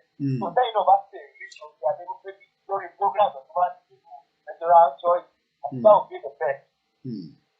Bẹ́yìn máa ń lu abẹ lójú òwò àwọn báwọn ti máa ń sọ don't put it sorry to use that ẹ̀yin máa ń gbé ní ilẹ̀ diplomatically jẹ́ ẹ̀kú ohun mọ̀ ẹgbẹ́ tó bá ìfún jáde kò ní kó mú ní ìfẹ́ àwọn náà rẹ̀ ó yìí fún ìṣọ̀tẹ̀. Ó máa ń wà formal like other group. Àwọn tó wà sọ́jà ẹ̀rọ lọ́wọ́ ọ̀pọ̀ ìgbìmọ̀ tó ti ká ìrànlọ́wọ́ wò. Àwọn eré kò bí ìrànlọ́wọ́ pé kọ́ máa fi jẹun kọ́ máa fi pepper soup. No, it's not like that. You know, ẹ wo orú tí bàbá Rolé JP yẹn, I think he's in South Africa. Èmi ò mọ àwọn tó get in touch pẹ̀lú wọn tó fi lọ pín àwọn materials yẹn. But definitely gbogbo alárí pé materials wà lọ́wọ́ àwọn which we can see in this video, and this video was done yesterday somewhere in Bodija, and that is what we want now. We want every market káwọn èèyàn máa lọ síbẹ̀, but tó bá lọ síbẹ̀ táwọn náà mú kankan dání, I mean it could be really, you know, it doesn't really make up, you know, the conversation there. But gbogbo àná ọ̀dẹ̀ la ní nọ́mbà àwọn tá à ń wò yẹn ẹ pè wọ́n, and if you want to come through this platform as well, there's nothing wrong with it. That's why I'm mentioning all those platforms. So they're going, I can easily say it's my platform, you know, and I will just stick to it. But because I want us to understand that we are all in this together, you know, I'm not enemy to any one of them. We are all working the same project Lanche, and we want to deliver it. Tó bá fail, ẹ jẹ́ kí n sọ fún gbogbo ẹ̀yàn ọmọ Yorùbá, tí project yìí bá fail, which I believe is not going to fail. Gbogbo aláma wà responsible. Ẹ má rò pé torí, Koiki, ìwọ ló sọ ká máa jà, ìwọ ló náà kíní kan. No, gbogbo wa ni o. Because, but a ti mọ̀ pé kò ní fail because Ọlọ́run ti sọ pé ìyà yẹn ti tó. And that's all I can say. So, so like I said, if you want to support, that is fine. And if you want to go through other platforms, there's nothing wrong in that as well. Please let us be careful of the people. Okay, I didn't pick that message there. I lost it. Please let us be careful of people code because they may be here with us.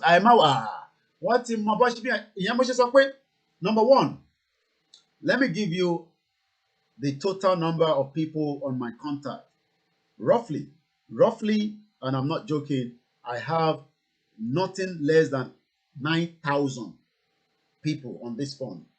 So if you are in touch with me for the first time, kódà ẹni tí mo save number ó wà lórí phone mi, bí ẹ ti send message sí mi, mo reply, ẹ má bínú, but tó bá yẹ pé tí ẹ bá pè mí, tí bá rí pa, so I mean, if you send message, èmi ni mo kà, àbí èmi ni mo reply, I will know there's a relationship. But if there is just one DSS man or one aboki guy tó rò pé òun gbọ́ Yorùbá tó ń lo Yomi àbí tó ń lo Jídé tó wá get message tó wá ní ká fún ẹ ní code, I want to know if we have a relationship before. Gbogbo àwọn tájọ máa ní relationship ajá àwọn tájọ ń bẹ̀rẹ̀ láti over 2 years ago. We have a new call that is coming and we don't want to waste that. Let's go straight to the call. Let's go from it. So gbogbo pé yàn kan máa béèrè kóòdù yẹn má wọrí, àwọn tó èmi kọ́ ni mo ní app yẹn, àwọn tó ní app àwọn ọmọ bó ṣe máa eliminate anybody tó bá jẹ́ bí infringers. I mean, you know, there might be one or two that will come through, but I can assure you they will take them out as quickly as possible. But the purpose of the pajawiri is to save lives. Okay, ìyàn kan náà ti log in successfully well. That shows that Bashenche program, somebody have been able to log in. The advantage of this kind of application, which I believe that we can do more as well in different sectors. And Itebajebi nurse, as an example, Nisin, and create another one. So you advantage. And you understand the I mean? So we need to start doing things that okay, don't read the effect of it, don't read the the usefulness of it. It might also help us because and people are being kidnapped. No joke. Talk about it, kidnap war, commit with people are not being kidnapped. So once again, we are still, okay, I hope, okay, I'm still live because I'm getting a lot of message on my software here. Once again, it's still, the live broadcast is 12:35 a.m. in London. It's now the 5th of January 2021.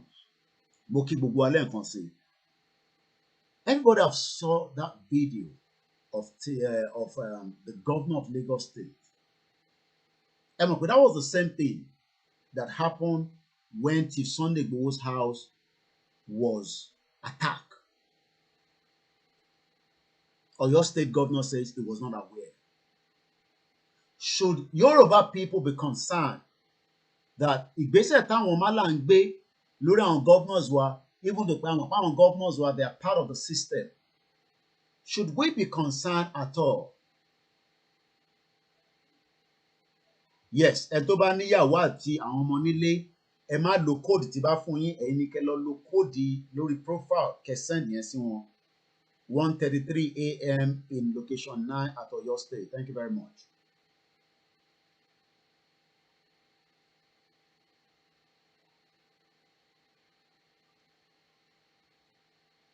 If you send the message, and make sure pé orúkọ yín àti number and send it. I've seen a message, but it hasn't come with your name as well. Please do send the name separate. If I could send orúkọ yín kẹ́fín that. Let's go into, like I said, a lot of people that are getting in touch are people that we have interaction in the last 2 years of this campaign. So if any new person is sending a message, there will probably be those silent listeners. And, I hope there will not be the other way around. But I believe those are just silent listeners that are probably listening to us, all along. Let's go and support that, what's it called? Pajawiri. It's going to help those at home and it's going to help everyone in terms of security. Hello, caller.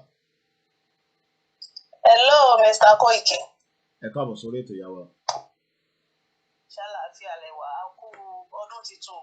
A dúpẹ́ f'Ọlọ́run, a dúpẹ́ f'Ẹlẹ́dùmarè. Ọlọ́run á wà pẹ̀lú yín. Àmín. Hello, ṣé ń gbọ́ mi sir? Loud and clear, I'm going man.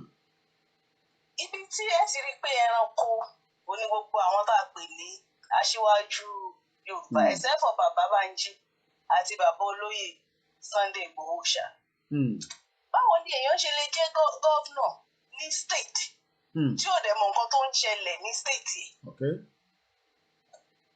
Àwọn tó yẹ kó parapọ̀ láti join Yorùbá nation ká ja ìjà yìí kí àwọn èèyàn wa tí wọ́n ń jẹ ìyà kí àkó dópin. Báwo lẹnìkan ṣe lè wà somewhere àti ó mọ̀ wá fún somebody ní order ní state tó ṣe gọ́vnọ̀ ẹranko pátápátá làwọn pípọ̀ wọ̀nyẹn. Nǹkan tẹ́mi gbàgbọ́ sí ni pé alálẹ̀ ilẹ̀ Yorùbá á dáa fún gbogbo wọn, á punish gbogbo wọn. Ní ìta kò sí ní ọdún ẹ̀san yìí. No. Gbogbo wọn mọ̀ pé ilẹ̀ Yorùbá kì í ṣe nǹkan táwọn kan lè mọ̀ take it for granted. I always say ọmọ àlèyàn ni ó wà ní overseas tí ó mọ̀ sọ pé kò sí nǹkan tó ń jẹ́ Yorùbá nation. Ọmọ àlè Yorùbá òun lá wà ní overseas tá mọ̀ tako Yorùbá nation. Because wọ́n ní kéèyàn finá jóra èèyàn tẹ́ bá mọ̀ nǹkan tí àwọn èèyàn ń go through níbẹ̀ yẹn. Kò ṣe kékeré. It's so sad. It's so sad. Èmi mọ̀ pé Ọlọ́run àti àwọn alálẹ̀ ilẹ̀ Yorùbá wọ́n á dìde, wọ́n á dẹ̀ ràn wá lọ́wọ́. Ẹ máa bẹ́ tó bọ̀. Ọlọ́run á wà pẹ̀lú. Should we be concerned that a governor like Lagos State, ẹ jẹ́ ká fi sẹ́ńtímẹ́ǹtì ìtawà gbé sọ́kàn gẹ́gẹ́ bí Yorùbá nation? But before you can understand that, gbogbo iná la máa accept, we're working behind the scenes. So tí bá gbé ojú sílẹ̀, because I'm dealing with those that are requesting for the code as well, so that we can get as many people on board as well. Okay, ẹ jẹ́ n lọ sí òkè lọ́hùn lọ́dọ̀ bàbá wa, àwọn olólùfẹ́ wa tí wọ́n nífẹ̀ẹ́ wa lọ́pọ̀lọpọ̀ bí gbogbo yín náà. Ẹ gbóhùn sókè, à ń gbọ́ yín bàbá wa. Ẹ ṣé ẹ kú ṣẹ́ o. Àwa ni ẹ sà. Wọ́n máa fún ní okun àti agbára. Lágbára Ọlọ́run. Nǹkan méjì mo fẹ́ sọ nípa ti àwọn gómìnà yẹn àti nípa ti awareness. Okay. Nípa ti àwọn gómìnà yẹn mi fẹ́ kó gbọ́dọ̀ wa. Okay. Ara àwọn àdúrà tá à ń gbà ọ̀nà Ọlọ́run gbọ́. Àwọn ló máa bára wọn jà, àwọn àdójú bọ̀rọ̀ àwọn kí báwọn gómìnà láwọn ò gbọ́. So ẹ jọ̀ọ́ ẹ má jẹ́ ká káàánú wọn, má jẹ́ ká káàánú wọn rárá. Ó ṣe ìbẹ̀rẹ̀ ni. Oríṣiríṣi la ṣe máa rí. So tàbá ṣe ń káàánú wọn báyìí bí ẹni pé à ń fún ọ ní support yẹn. Àwọn náà wọ́n mọ gbogbo nǹkan tó ń ga fún ọmọ ni wọ́n mọ̀ dáadáa. Nígbà tó bá dojú ara wọn tó ń bára wọn jà oríṣiríṣi. So ibẹ̀ ni àwa ti máa mọ bá ṣe máa rìnrìn wa. So ìyẹn bí tí wọ́n ṣe jẹ́ nìyẹn. So ẹ má jẹ́ ká dá mara wa lórí. Then fún ti awareness ẹni tó sọ pé bóyá máa ṣe àwọn voice note tàbí àkọ́kọ́ yẹn. Yes. Awareness yẹn gbogbo wọn tá a fẹ́ ṣe tán máa sọ pé awareness kì í ṣe Koikimedia ló fẹ́ ṣe awareness. So gbogbo wa pátápátá la máa ṣe awareness. Àwọn kan ló design ní pàjáwìrì yẹn. Bẹ́ẹ̀ni. So ẹ̀yin náà ẹni tó suggest yẹn ó lè káwọn kan náà jókòó káwọn náà sọ pé àpèkàn báyìí la fẹ́ ṣe. Tẹ bá dẹ̀ ti decide tán tẹ bá fẹ́ kọ́ bá yín gbé sáyé ìgbà yẹn ni kẹ wá bá Koikimedia pé àwa máa ti ṣe báyìí o. A lè rò pé báyìí ni ká máa gbé kíni báyìí ló ṣe máa jẹ́ o báyìí ló ṣe máa ran awareness yẹn lọ. Nǹkan tó ń pè lá awareness ó gbòòrò. Kì í ṣe oríṣiríṣi ọ̀nà ló lè gbà wá.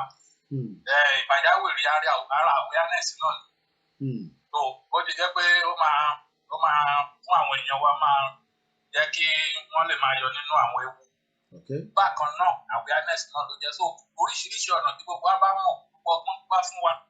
Àjẹ́ pásítọ̀ ni o, àjẹ́ ti àwọn mùsùlùmí ni o, àjẹ́ ti oníṣẹ̀ṣe ni o, àjẹ́ ti technology ni o, gbogbo ọ̀nà pátápátá tí Ọlọ́run bá ti fi fún wa kọ́ la máa fi já ìjà yìí. So kì í ṣe pé ẹ̀rọ dìgbà tí a bá gbé ìbọn tá a bá ṣe ọ̀nà oríṣiríṣi láti fi jà. Àtẹ̀sọ́ pé kí èèyàn kan lọ gbé ìbọn àdẹ̀ní kí èèyàn kan lọ gbé kùmọ̀. Èyí tá à ń sọ ni pé àfẹ́jẹ́ káwọn èèyàn wa máa jáde ọlọ́pọ̀lọpọ̀ so kò ní pé ìwé ọmọ kò jẹ́rìí Koikimedia kì í ṣe iṣẹ́ díẹ̀ nìyẹn tí wọ́n ní pé anything tá a bá fẹ́ kán bá wa gbé sí afẹ́fẹ́ kán bá wa gbé sí àwọn náà dẹ̀ ṣe awareness tí wọ́n ló tẹ̀ ẹlẹ́ẹ̀kẹta tó ń máa jáde léde nìyẹn so àwọn tí ń ṣiṣẹ́ yẹn so ẹ má jẹ́ ká tún máa gbé mílíọ̀nù lọ́bẹ̀ ká ṣe báyìí rárá àwọn kọ́ ló máa ṣe so gbogbo àwọn tí kan táwa bá rí ṣe ìyẹn ní ká gbé wá sọ́dọ̀ pé àwọn báyìí báyìí ni máa bá yín gbé sáyé so ìyẹn mo ní kí n bá yín Thank you. Thank you very much. And we have a lot of our people at home turning skills, turning opportunity. You know, everyone tell a design, everyone tell a shape. Everyone tí ó sọ̀rọ̀ lẹ́ẹ̀kan pé voice note Dr. Aliu. By now, èmi expect pé ó yẹ káwọn kan náà ti ṣe compilation gbogbo ọ̀rọ̀ tí bàbá yẹn sọ. Ṣé rí media tẹ́ bá fẹ́ kẹ́ máa rí gbogbo kíní ẹ̀ bí ẹ ṣe ń rí BBC, that means it's going to involve a lot of manpower. Ìbá àwọn tí a lè sọ pé a lè manage tí mo dẹ̀ ti manage bọ̀ before Yorùbá Nation láti 2015 ni mo ti ní àwọn tí mo lè pè pé team tó ń bá wa ṣiṣẹ́ ní Koikimedia látìgbà tí mo ti lọ lé ní first time after so many years. Àwọn kan fọ́ láàrin wọn, àwọn tó fẹ́ dúró and I mean gbogbo wa náà la mọ̀ pé kò ṣe dandan fáwọn èèyàn máa dúró tìyàn, but àwọn tó dúró lájọ wà nísìn kò dẹ́ ṣe gbogbo wọn lẹ̀ ń rí. Tẹ máa ń gbọ́ táwọn boys yẹn bá jáde tó lọ ń ṣe fídíò, àwọn kan ẹ̀tẹ̀ ní rí wọn rárá, àwọn yẹn ń ṣe àwọn iṣẹ́ kan nísàlẹ̀. But if I want to tell them to start doing editing, ẹ máa ṣe this, that means we're gonna increase the capacity. But some of you have that skills, and I'm telling you, àwọn èèyàn ní skills nílé tó ń ṣe kékeré. So tẹ bá ti ń gbọ́ tí Dr. Aliu sọ̀rọ̀ as an example, I mean it will be difficult to pick up all his videos, but by now ó yẹ ká ti ní compilation irú Dr. Aliu yẹn. Tẹ bá send ẹ̀ sáwa, ó easy fún Koiki. Look, tí bá fẹ́ lọ sùn nísìn, tí bá ní video Dr. Aliu tó ti wà compile in 4 hours, I could just start the broadcast. Mo dẹ̀ ti mọ̀ pé timing gbogbo kìíní yẹn 4 hours ni, and I can go to bed. Màá dẹ̀ jí ní 4 hours, màá dẹ̀ wá switch off laptop mi. In tó kọ́ máa jẹ mí ni, ó máa jẹ iná, ó dẹ̀ máa jẹ internet, but I will not literally be here. But fáńfà náà tó wà on ground, ẹ contact Dr. Aliu. Ẹ̀yin tẹ́ bá mọ̀ wọ́n, ẹ̀yin tẹ́ bá fẹ́ get in touch pẹ̀lú wọn, ẹ béèrè pé kí làwọn nǹkan tó need láti fi create awareness yẹn pẹ̀lú àwọn data, statistics, numbers tó ń fún wa. Tó bá dẹ̀ jẹ́ pé a máa ṣe náà débi pé something like this now, tí irú bó ṣe ṣe pàjáwìrì, àwọn tó ṣe kódà ìgbà tó parí ẹ̀ lọ́sẹ̀ consult wa pé pàjáwìrì ti jáde o, àwọn gbogbo àdàdè rí nínú pépà Nàìjíríà lẹ́yìn ìgbà tí bàbá wa Kíntóyè kọ́lọ̀ túbọ̀ lọ́rọ̀ ẹ̀mí bàbá wa fún wa emeritus launch it. That is what I expect. Ẹ rántí pé last year I kept saying it, we have a lot of brains. Àwọn kan ṣì ń béèrè irú rédíò yẹn pé Koiki pẹ̀lú gbogbo owó tá a dá, kí ló ṣẹlẹ̀ pẹ̀lú ọ̀rọ̀ rédíò? By now ó yẹ kí rédíò ti máa ṣiṣẹ́. And what I believe is in every project sometimes hiccup happen. Àfi tá a bá fi parọ́ fúnra wa. There's been a problem. Does that mean we have to end it like that? Can still be revived? Let àwọn bàbá wa, which I believe they can still look into it again. Tó bá jẹ́ pé n ta gbé fún ni, if he can work back on it slightly, ká dẹ̀ withdraw kúrò ká gbé fẹ́ lòmíì. Tó bá dẹ̀ jẹ́ pé ẹ̀dẹ̀ mọ̀ pé irú nǹkan tá à ń ṣe yìí, àwọn nǹkan míì wà as much ẹ mọ̀ pé àìtí gba ìlú wa. Kò ń ṣe pé nísìnyí a fẹ́ lọ gba license lọ́wọ́ federal government, lọ́wọ́ Nigerian Broadcasting Corporation. They're not going to give us the license to have a radio station. That is one thing we need to remember, because I remember as at that time again now, people were asking a lot of questions, especially on that radio. Nígbà tá a fẹ́ raise owó yẹn, and the money was raised, the money was given to Ilana. Ilana also, gave the money to the next person to activate it. But there was what we could call a bit of miscommunication. Nǹkan máa ṣe lélẹ́yìí, a sì máa nílò owó sí i. Ṣé nísìn kí n sọ fún yín nísìn pé ṣé owó íńtánẹ́ẹ̀tì mi ni mò ń lò láti last year? Every month I pay close to £70. So kí wọ́n sọ pé torí mo ti sign contract pẹ̀lú ìwútẹ́ ni mò ń lò nísìn náà pẹ̀lú Virgin. Kí wọ́n sọ pé Virgin I've signed a contract with you to have an internet for the purpose of what I need it for, because the reason why we needed the radio is to get the message to the grassroots. And there were 2 options that were on the table. What are the 2 options? The 2 options was, should we go for a satellite radio or should we go for a conventional radio? Kí ló ń pè ní conventional radio? That will be what we can call a pirate radio station. It's not online. Online, is online. I am talking about a pirate radio station. Everybody knows what that works. We have them here in UK operating illegally. Even Choice FM, nígbà tí mi dé lóyún ní 98, was operating as an illegal radio station. Kó tó di pé wọ́n gba license lọ́wọ́ UK government pé it will be a community radio and all that. But Nigerian government is not going to give us a license. We might not be able to get a license from any other African countries. So if we're going to do a conventional radio, it will be a pirate radio station. And what we were told, as at the time, they can also find where it is, knock it off, and then it's not going to work. Load it up, it might not happen straight away, but because technology not trace it, baby, how long, I don't know. And this is where we need all the experts. This is where we need all those engineers to come and prove us wrong. I said, no, Koiki, beyond toss of wrong. In tell me money, engineer ni me, because tabak based in Nigeria. Let me give this example. Tabak radio stations in Nigeria, tag by license. We should be prepared for the eventualities. She won't marry, she won't marry. How long the duration? How long will it last for? Here come. Tabak below see the nearest border. I don't have to mention the name of any border. Tabak below see how long? No, don't say the long phone, don't say the shisha phone. And that was why the satellite radio was an option. It is expensive, but like I said, there was a miscommunication between Enito Feshe Belawon Ilano. And that is where the whole thing got stopped. Money has been paid up front for that project. So we expect that project to continue. But like I said, project happens around the world. Sometimes those projects fail. Does it mean because the project has failed and we cannot revive another project? It's entirely up to us. And everybody that is a project manager around the world knows what I'm talking about. But because people were thinking as at that time, Adao Koiki, Mobito Yenwa, the radio. But the radio was working. The radio worked. Everybody listened to it on a frequency, even apart from those that were listening to it online. But again, what we can call ote. Without, ṣé Koikimedia ló ní rédíò yẹn. Tí bá jáde nísìn tí bá ní káwọn èèyàn dáwọ́ Koikimedia fún radio station, ṣó pọ̀ jù ni? Ṣó pọ̀ jù? But because a lot of people were thinking, ó ti jẹ́ platform ẹ̀ ló fẹ́ raise owó yẹn, and we were able to raise that money. Àwọn kan ní 20 million ní, ṣé wọ́n rí receipt owó tí a fi raise owó yẹn tó jẹ́ 20 million? Àwọn kan ní 18 million ní. And at the end of the day, again, he wanted to almost tarnish that name. But Ọlọ́run tó ní káwa ní sùúrù, nígbà táwọn làwọn dẹ̀ máa jáde, wọ́n á kówó fún wọn. Ṣíkẹ́ni. But a kówó fún wọn, a project was meant to go ahead, the project didn't start, or there was an hiccup. Does that mean that's the end of it? No, it doesn't work like that. Tó bá tẹ̀ sọ pé project kan máa cost X amount of money.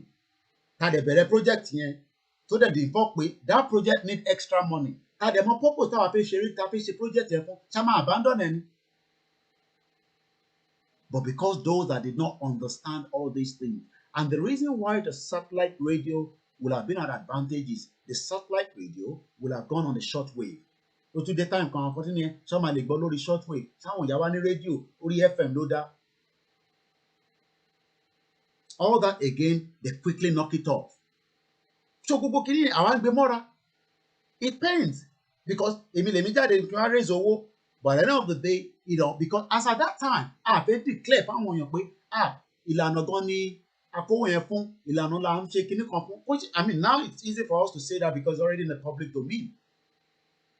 Ṣé gbogbo nǹkan ni ká sọ pé there's some things that we can take, okay, Koiki ló ń ṣe, but everybody knows behind the scene, there's some few things that will not come out. Eventually, they came out. Professor Adeniran came out when he was asked, because ọ̀tẹ̀ náà lọ fẹ́ fi ṣe, hey bàbá, ṣé mo nípa rédíò?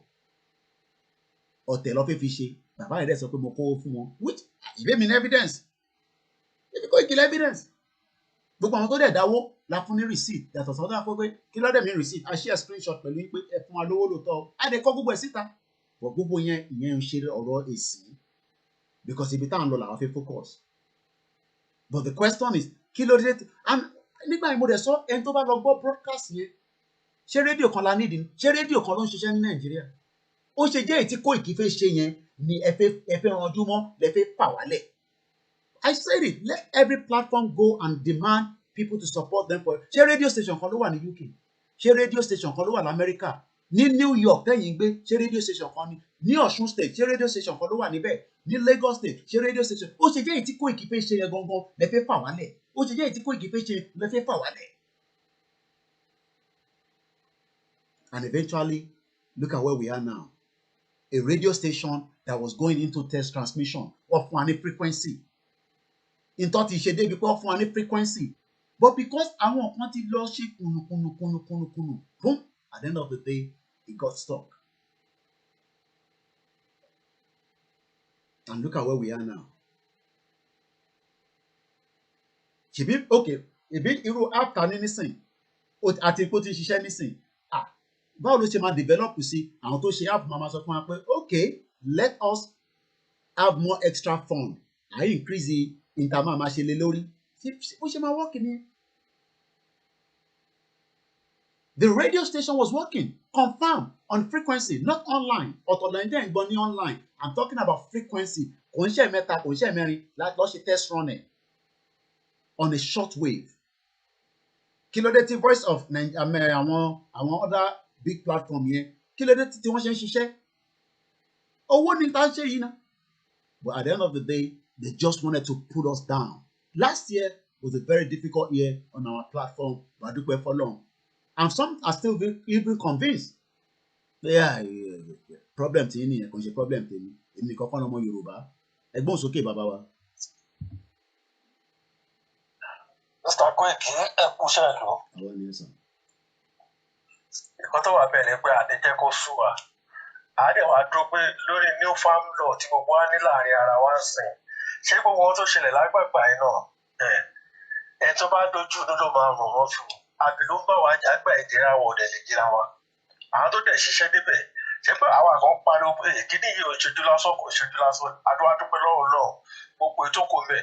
Àwọn oníwà wàrà òde ṣe wọn lè kó láàrin wa torí kò sí bí ìlú ṣe máa wà ọ̀tẹ̀ máa wà bẹ́ẹ̀. But bí ìlú bá dá sí méjì tó bá la máa ṣe. Because nísìnyí kò sí bá ẹ fẹ́ ṣe. Ìfàtà nídìí rédíò kan fẹ́ jù bọ̀ lọ́sìn. Nítorí Yorùbá níbi tẹ́nu dé ẹsẹ̀ ò débẹ̀. Kò dẹ̀ sí báwo ni wọ́n ṣe lè gbọ́ bí orí rédíò ló lọ because gbogbo kàmpéènì tá à ń sọ yìí. Ibi tá a ti lè rí ìṣẹ̀lẹ̀ ọ̀pọ̀lọpọ̀ ìbò náà nìyẹn. Èmi ò dẹ̀ fẹ́ kókó sú yín. Tàbálẹ̀ tún pàdé náà YSM tó tún dálẹ̀ náà àá sì tún fẹnu sí náà. Lórí tó bá lára fẹ́ gbàdúrà kiri tá a lè ordinary radio tá a lè provide it. So that means we are not ready because àwọn ọkọ̀ àgbọ̀dọ̀ sọ tọrọ fúnra wa. In fact, that's why a lot of people don't keep away from me. Are these people really ready? Our basic thing go to a country foundation. I away from it. We cannot able to do it. Ìlànà wà mẹ́, directory wà mẹ́, ordinary radio. Everybody, at least ìgbà tá a dì pẹ̀lú ológun lásán láyé ìdádẹ́kù. At least they still able to gather the radio. Òun ló jẹ́ kí kíní yẹn struggle yẹn go far. Àwọn sọ́ọ̀sì afẹ́ gbọ́ dídí ìhó country. If that is most technical, the radio. So, Mr. Koiki èmi ní jẹ́ kó sún yín ni o, because gbogbo kí la fẹ́ ṣe, ìfà tó lóyìn tó wà mẹ́kọ̀ọ́ àwọn ọ̀kọ́ta lè fi lọ́wọ́lọ́wọ́ náà nìyẹn. Èèyàn kan sọ pé ẹ̀ka ju ọjọ́ yìí, kí pẹ̀rọ láti ìgbà tá a bá pẹ̀rọ. Ẹ ti àjẹ́ ẹ̀rọ yìí ìpàdé ká tiẹ̀ ní Nàìjíríà papọ̀. Ká tó wá mọ̀ nǹkan tó tọ́ sí lágbára kò tó ti tàbẹ̀ jù. Gbogbo nǹkan tó fà yín náà, everybody just looking for the spot of the war. Báyìí bẹ́ẹ̀ pinnu tó lé lórí wọ̀ tí mo báyìí bẹ́ẹ̀ pa. Mr. Koiki, Ọlọ́run adó ti yín o gbogbo ìtẹ̀ tí ì ṣe Ọlọ́run àgbẹ̀ kìíní. Èyí tó wà mẹ́rin gbogbo ọ̀rọ̀ tá a lè gbà tí lè máa fi pọ̀ sí ká máa ṣe because gbogbo ẹ̀ náà la máa dùn. Bí àṣàbà yẹn sọ, erin tó tóbi ní Nàìjíríà ọbẹ̀ kò lè pa. Tá a bá ṣe ń fi pariwo náà la máa ṣe tìrì abẹ́lé. Bẹ́ẹ̀ náà la máa ṣe pé kíní ìyẹn ó yẹ gbogbo wa ká má gbogbo ẹnu sọ̀rọ̀. But àádélẹ̀ lè níṣà àádélẹ̀ jẹ́ kó fún wa. Ẹ ṣé gan ni. Thank you very much. Lẹ́ẹ̀kan sí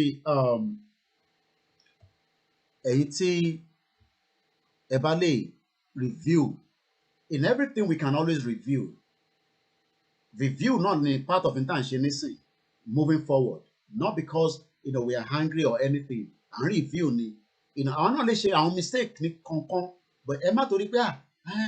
Bó fẹ́ dá ṣe fún ẹni kíní kan. Ìtàgbé dání gbogbo àdó kan. Everybody ló kàn. I could have said kíní kan mi wo ẹ máa wo Netflix, kí máa wo nǹkan mi, kí máa wo that, kí máa wo this. But we need the fire to keep burning. Ẹ̀yin tẹ́ bá ní knowledge yẹn, tẹ́ bá fi okay, we can have. Ẹ ṣe ara àwọn tó fi kíní ṣe project. Ṣé ààrẹ engineer kankan nísìn tó lè sọ pé okay, Koiki, mo mọ bí tẹ́ ẹ fẹ́ lọ lórí ọ̀rọ̀ rédíò yẹn. but àwa máa revere as a new team láàrin wa àwa máa activate nǹkankan tó bá dẹ̀ ti jáde ẹ fáwọn ní frequency mo fẹ́ máa fi gbogbo ẹnu sọ̀rọ̀ because ó ní àwọn nǹkan míì ta lè ṣe láti penetrate pẹ̀lú ọ̀rọ̀ rédíò gan nínú ilé but because I'm sure you all know the reason why sometimes like I always say mo máa ń ṣẹ́nu kù because mo náà ti gbọ́n nísìn mo yẹ pé àgbọ̀n tẹ́lẹ̀ because ó ti dojú kókó nísìn. People know, I'm sure you know what I mean by that. We have intelligent people. Ẹ ṣe ń wò mí, ṣé ẹ kì í ṣe intelligent ni? Ẹ ṣáà ń kọ́ àwọn ọmọ ní school, whether even in Nigeria, you are even an engineer.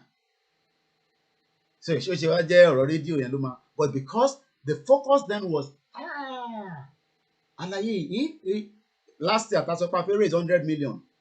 To people think it's a lot of money, but for the project Agbedani, it doesn't mean anything.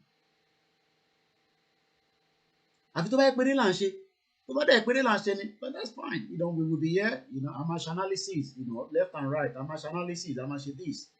But àwọn ọmọ pàpẹ́ pé ó lọ ní drive ni. Imagine tó bá yẹ pé bá ṣe ń sọ̀rọ̀ bí mi ṣe ń sọ̀rọ̀ rédíò yẹn, another group, another committee, another organization, àwọn náà pop up pẹ̀lú. Wọ́n ti fi sọ fún mi pé kí n take a voice me down a little bit. Okay, mo ń bọ̀, ẹ já lọ sí Dubai.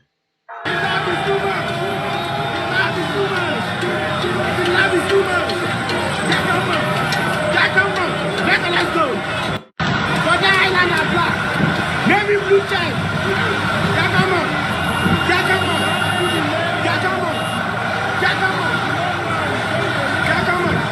Just see go. One got you at your feet. The love is too much.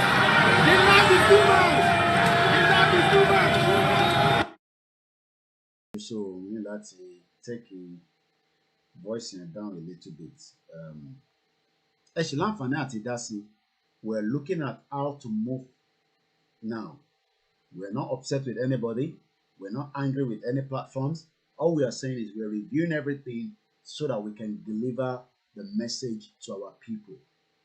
Our people are ready. Are we ready as well? And the man in diaspora, and we must not be tired about it. Everyone's okay, Baba Michael. Hello. I can hear you loud and clear. Everyone's okay, sir. Yes, sir.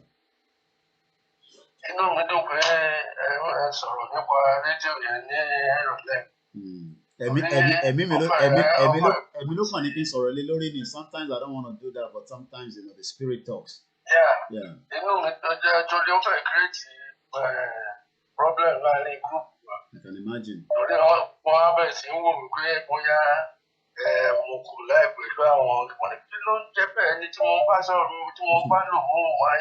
Although we may not know ourselves physically, but more trust it.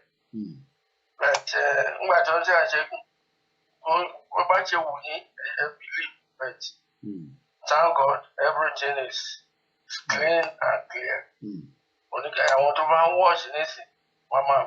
But you said the link is some of them. We can listen to the link here. At least throughout this broadcast so that people can get the message. We never spent a dime out of that money. All the money was donated, given to Ilana Modua, and there was just a communication breakup between Orintofeshi Radio and Ilana. That was all. Nothing more than that. And I hope we can still review it. If not, let somebody else, go back to the committee and look at it. But and I think that was why people pull back. And I got all those feed. But then but because at the end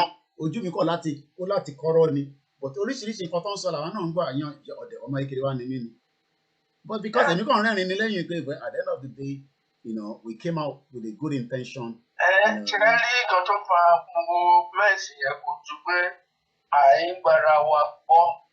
Oríṣiríṣi nǹkan dédé tí àwọn aṣíwájú wa ti ṣe, especially àwọn politicians.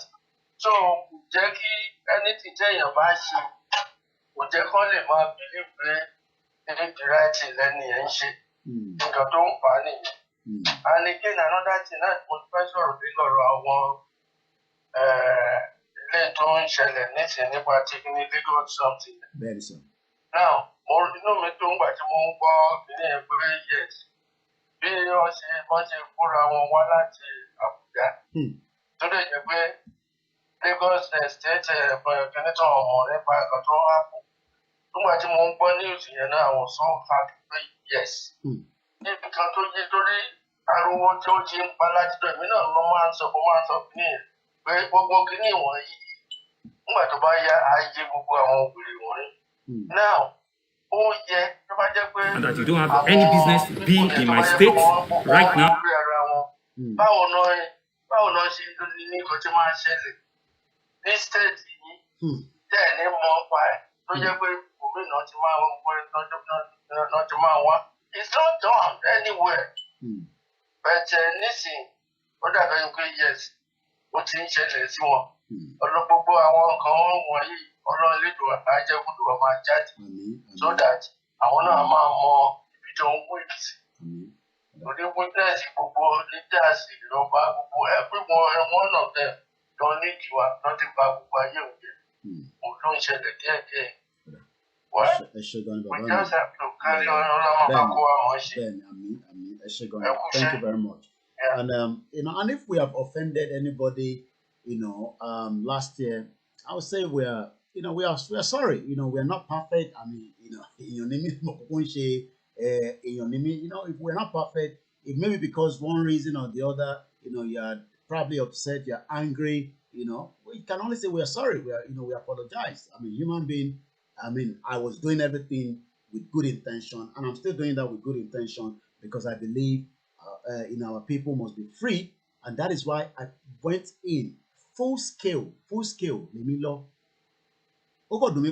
Some people did not watch the beginning of when I first came out. And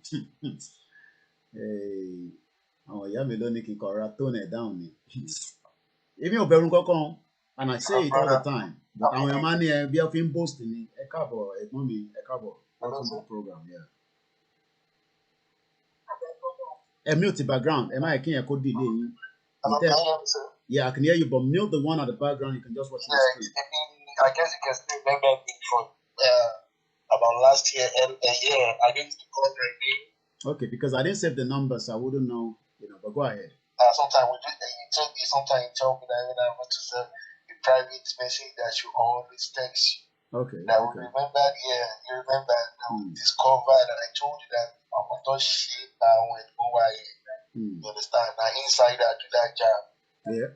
Remember that I tried to analyze how some people so long. Yeah. And eventually we had to discover after some months by putting if you remember me. Yeah, go ahead. I don't used to come online often. I got to come and observe things to go on.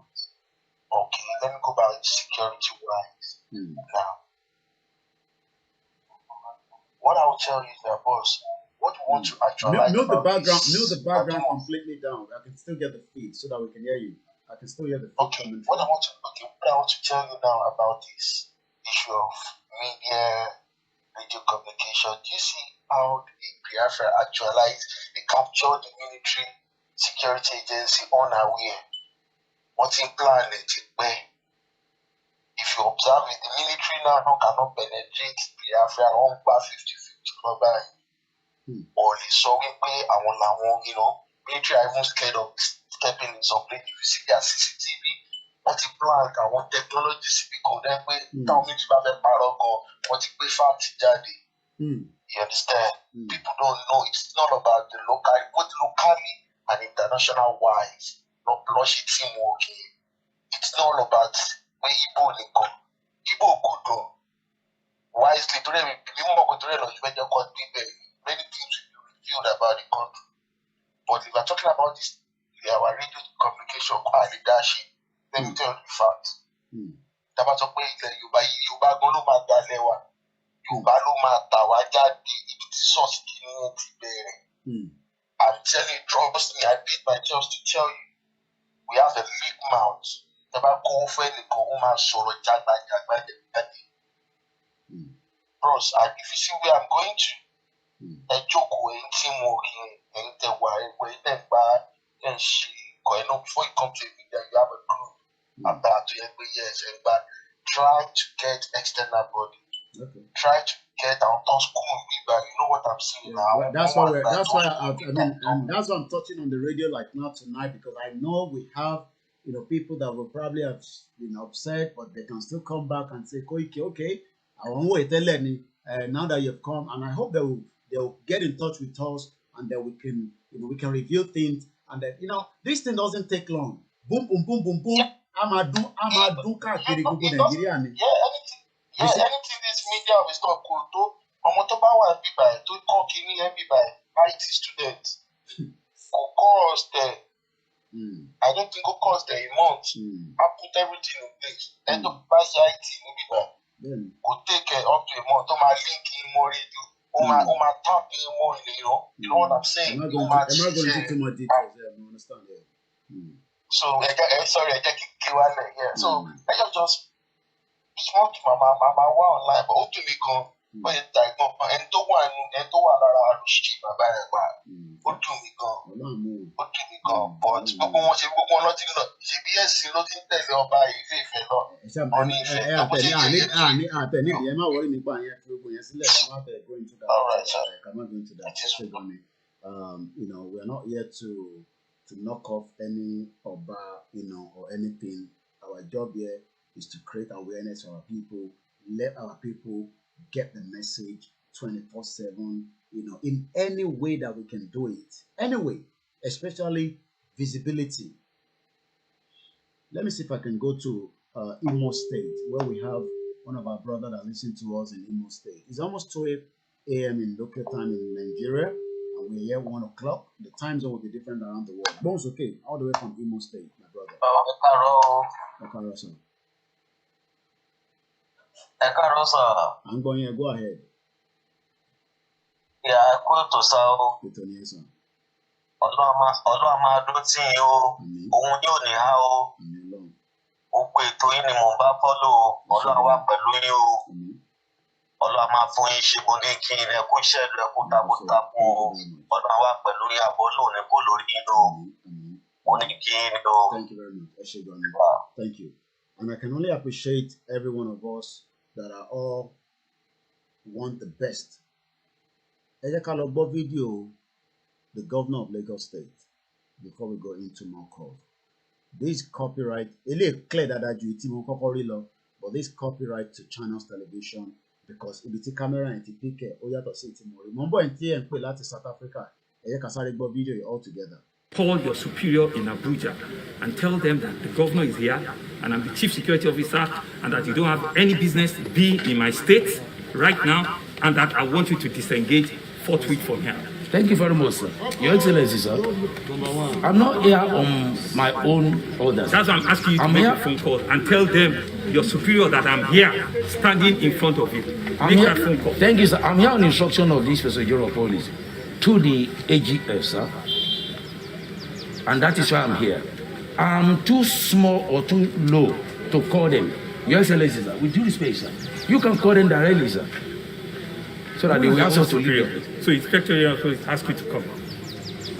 I'm here on instruction of Inspector General Police to the AGF, Attorney General of Defense. I've spoken to the Attorney General at this moment, okay. So he's not aware that you are here. Well, we're expecting the call that we should disengage. That's what I'm saying to you. Yes, sir. Because when I make the phone call, it will be tougher.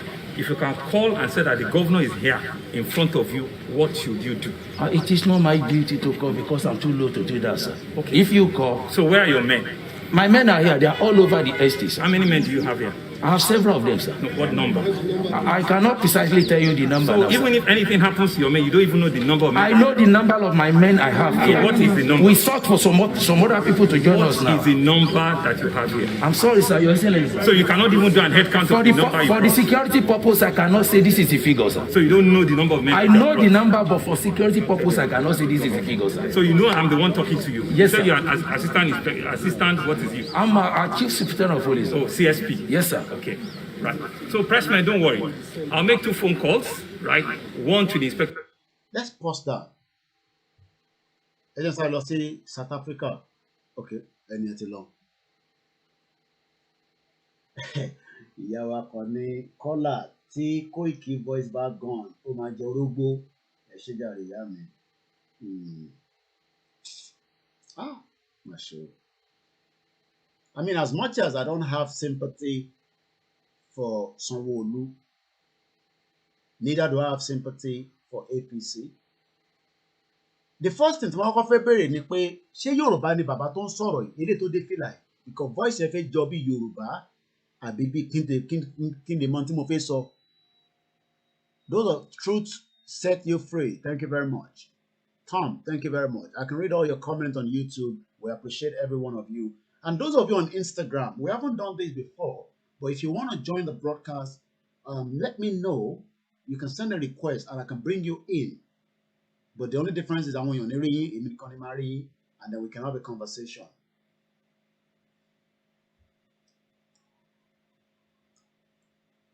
The officer is just a zombie. Okay, I know that. But is it a Yoruba man, Hausa man, Igbo man? Because his tone is more like a Yoruba person.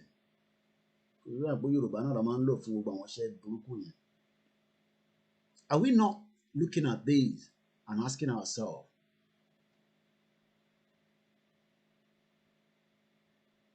báwo lẹ ṣe rọ́rọ̀ yìí sí? Maybe I should ask that question. +447594050979. Kò tí rẹ̀ mí mo ṣe wá níbàyí kò dẹ̀ ní rẹ̀ mí. Tí wọ́n bá kùn mí, màá sọ fún yín pé òun ti dé and I'll go to sleep. But for now, I'm still awake. Gbogbo ẹ̀yin tí ẹ bá ti béèrè fún code, màá rí lórí bíbáyìí and I'll activate you as well. Pàjáwìrì, okay? I've already activated some of you again. And bí bá ṣe ń activated ẹ login padà a sọ fún yín ó dẹ̀ wà very straightforward. SOS àárín ẹ̀ tẹ́ bá ti gbọ́wọ́ lé ẹ má gbọ́wọ́ lé o but àwọn tó wà nílé òun ló máa lọ sí command center. Please check your WhatsApp for interesting video. You might want to give me a missed call. Miyas Alade, there's a lot of messages on my WhatsApp and I might not know who is sending the message. We have a caller that is coming through. Let's hear from them. Hello, caller. Mute the background, please. Mute the background. Oh, mama, for any concern. Mute the background, please. We say that all the time. Hello, caller. Yes. Okay. Pátá. Tí èmi rí sí fídíò ilé ìtẹ́ place. Àdúrà Ọlọ́run ọba tó bá ti ṣàdéhùn ó di dandan kó ṣẹ. Ọlọ́run kọjá àwa ẹ̀dá ènìyàn. Àwa ẹlẹ́ran ara la máa ń ṣàdéhùn tádéhùn máa ń yẹ̀. So ẹ rí wípé ètò massacre tó ṣẹlẹ̀ ní 2020 tí wọ́n pa àwọn ọmọ ní Lekki toll gate. Àgbáríjọwọ́ ni níta ń pè ní àgbáríjọwọ́ pọ̀ ni pé wọ́n jọ pawọ́ pọ̀ ṣiṣẹ́ yẹn wọ́n jọ clear mess wọn ni. But ìgbà tí Ọlọ́run wá fẹ́ ṣiṣẹ́ rẹ̀ Ọlọ́run wá wò pé tọ́ ọ̀dà ẹ̀yin lẹ mọ nǹkan bò àbí mi Ọlọ́run ń bá yín tú síta nígbà tí Ọlọ́run bá ti sọ pásìkò kan tó. Ọlọ́run wá tú àṣírí yẹn síta. Àmọ́ sí àwọn èèyàn àwa kọ̀ọ̀kan tí Ọlọ́run torí Ọlọ́run náà sọ náà Al-Qur'ani tó bá fẹ́ pe àwọn ọlọ́gbọ́n á sọ pé tó bá fẹ́ pe àwọn onígbàgbé ènìyàn á ní yá ayọ̀ alazina amanu. Ìgbà míì Ọlọ́run á tún lò pé yá ayọ̀ anáàsù ẹ̀yin onígbàgbé yìí. So Ọlọ́run náà máa ń là nígbà àwọn ẹ̀yin onígbàgbọ́ òdodo. Ṣé ti di pé mo ń la ọ̀rọ̀ yẹn lẹ́yọ kọ̀ọ̀kan ní oṣù Ọlọ́run ṣe máa ń lò nìyẹn tó bá fẹ́ bá wọ ọmọ ànábì Ádámọ̀ sùn. Àwa kọ̀ọ̀kan ti rí àmọ́ kó tó lè bá a hàn sáwọn èèyàn míì Ọlọ́run á da àárín wọn rú. Àárín wọn tí mo fẹ́ fàyọbọ́ lọ ń dàrú náà ni pé nígbà tí gọ́fúnà Wike tó tó yarí kanlẹ̀ wípé òun ò sanwó PTF mọ́, owó VAT, owó tax, ó lóun ò san mọ́ pé báwo ló ń ṣe gọ̀ tó báyìí?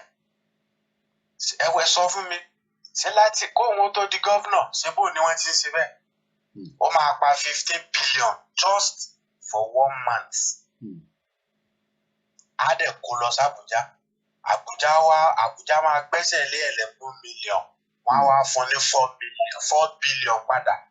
Point of correction, 4 billion, 11 billion. Àbújá máa gbẹ́sẹ̀ lé. So ìgbà tẹ́mi wá ń lé analysis ti tèmi, wọ́n á wò pé okay, population mélòó gan ló ń bẹ ní Rivers State? At least 50 billion yẹn kí wọ́n kàn mọ́ just 10 billion.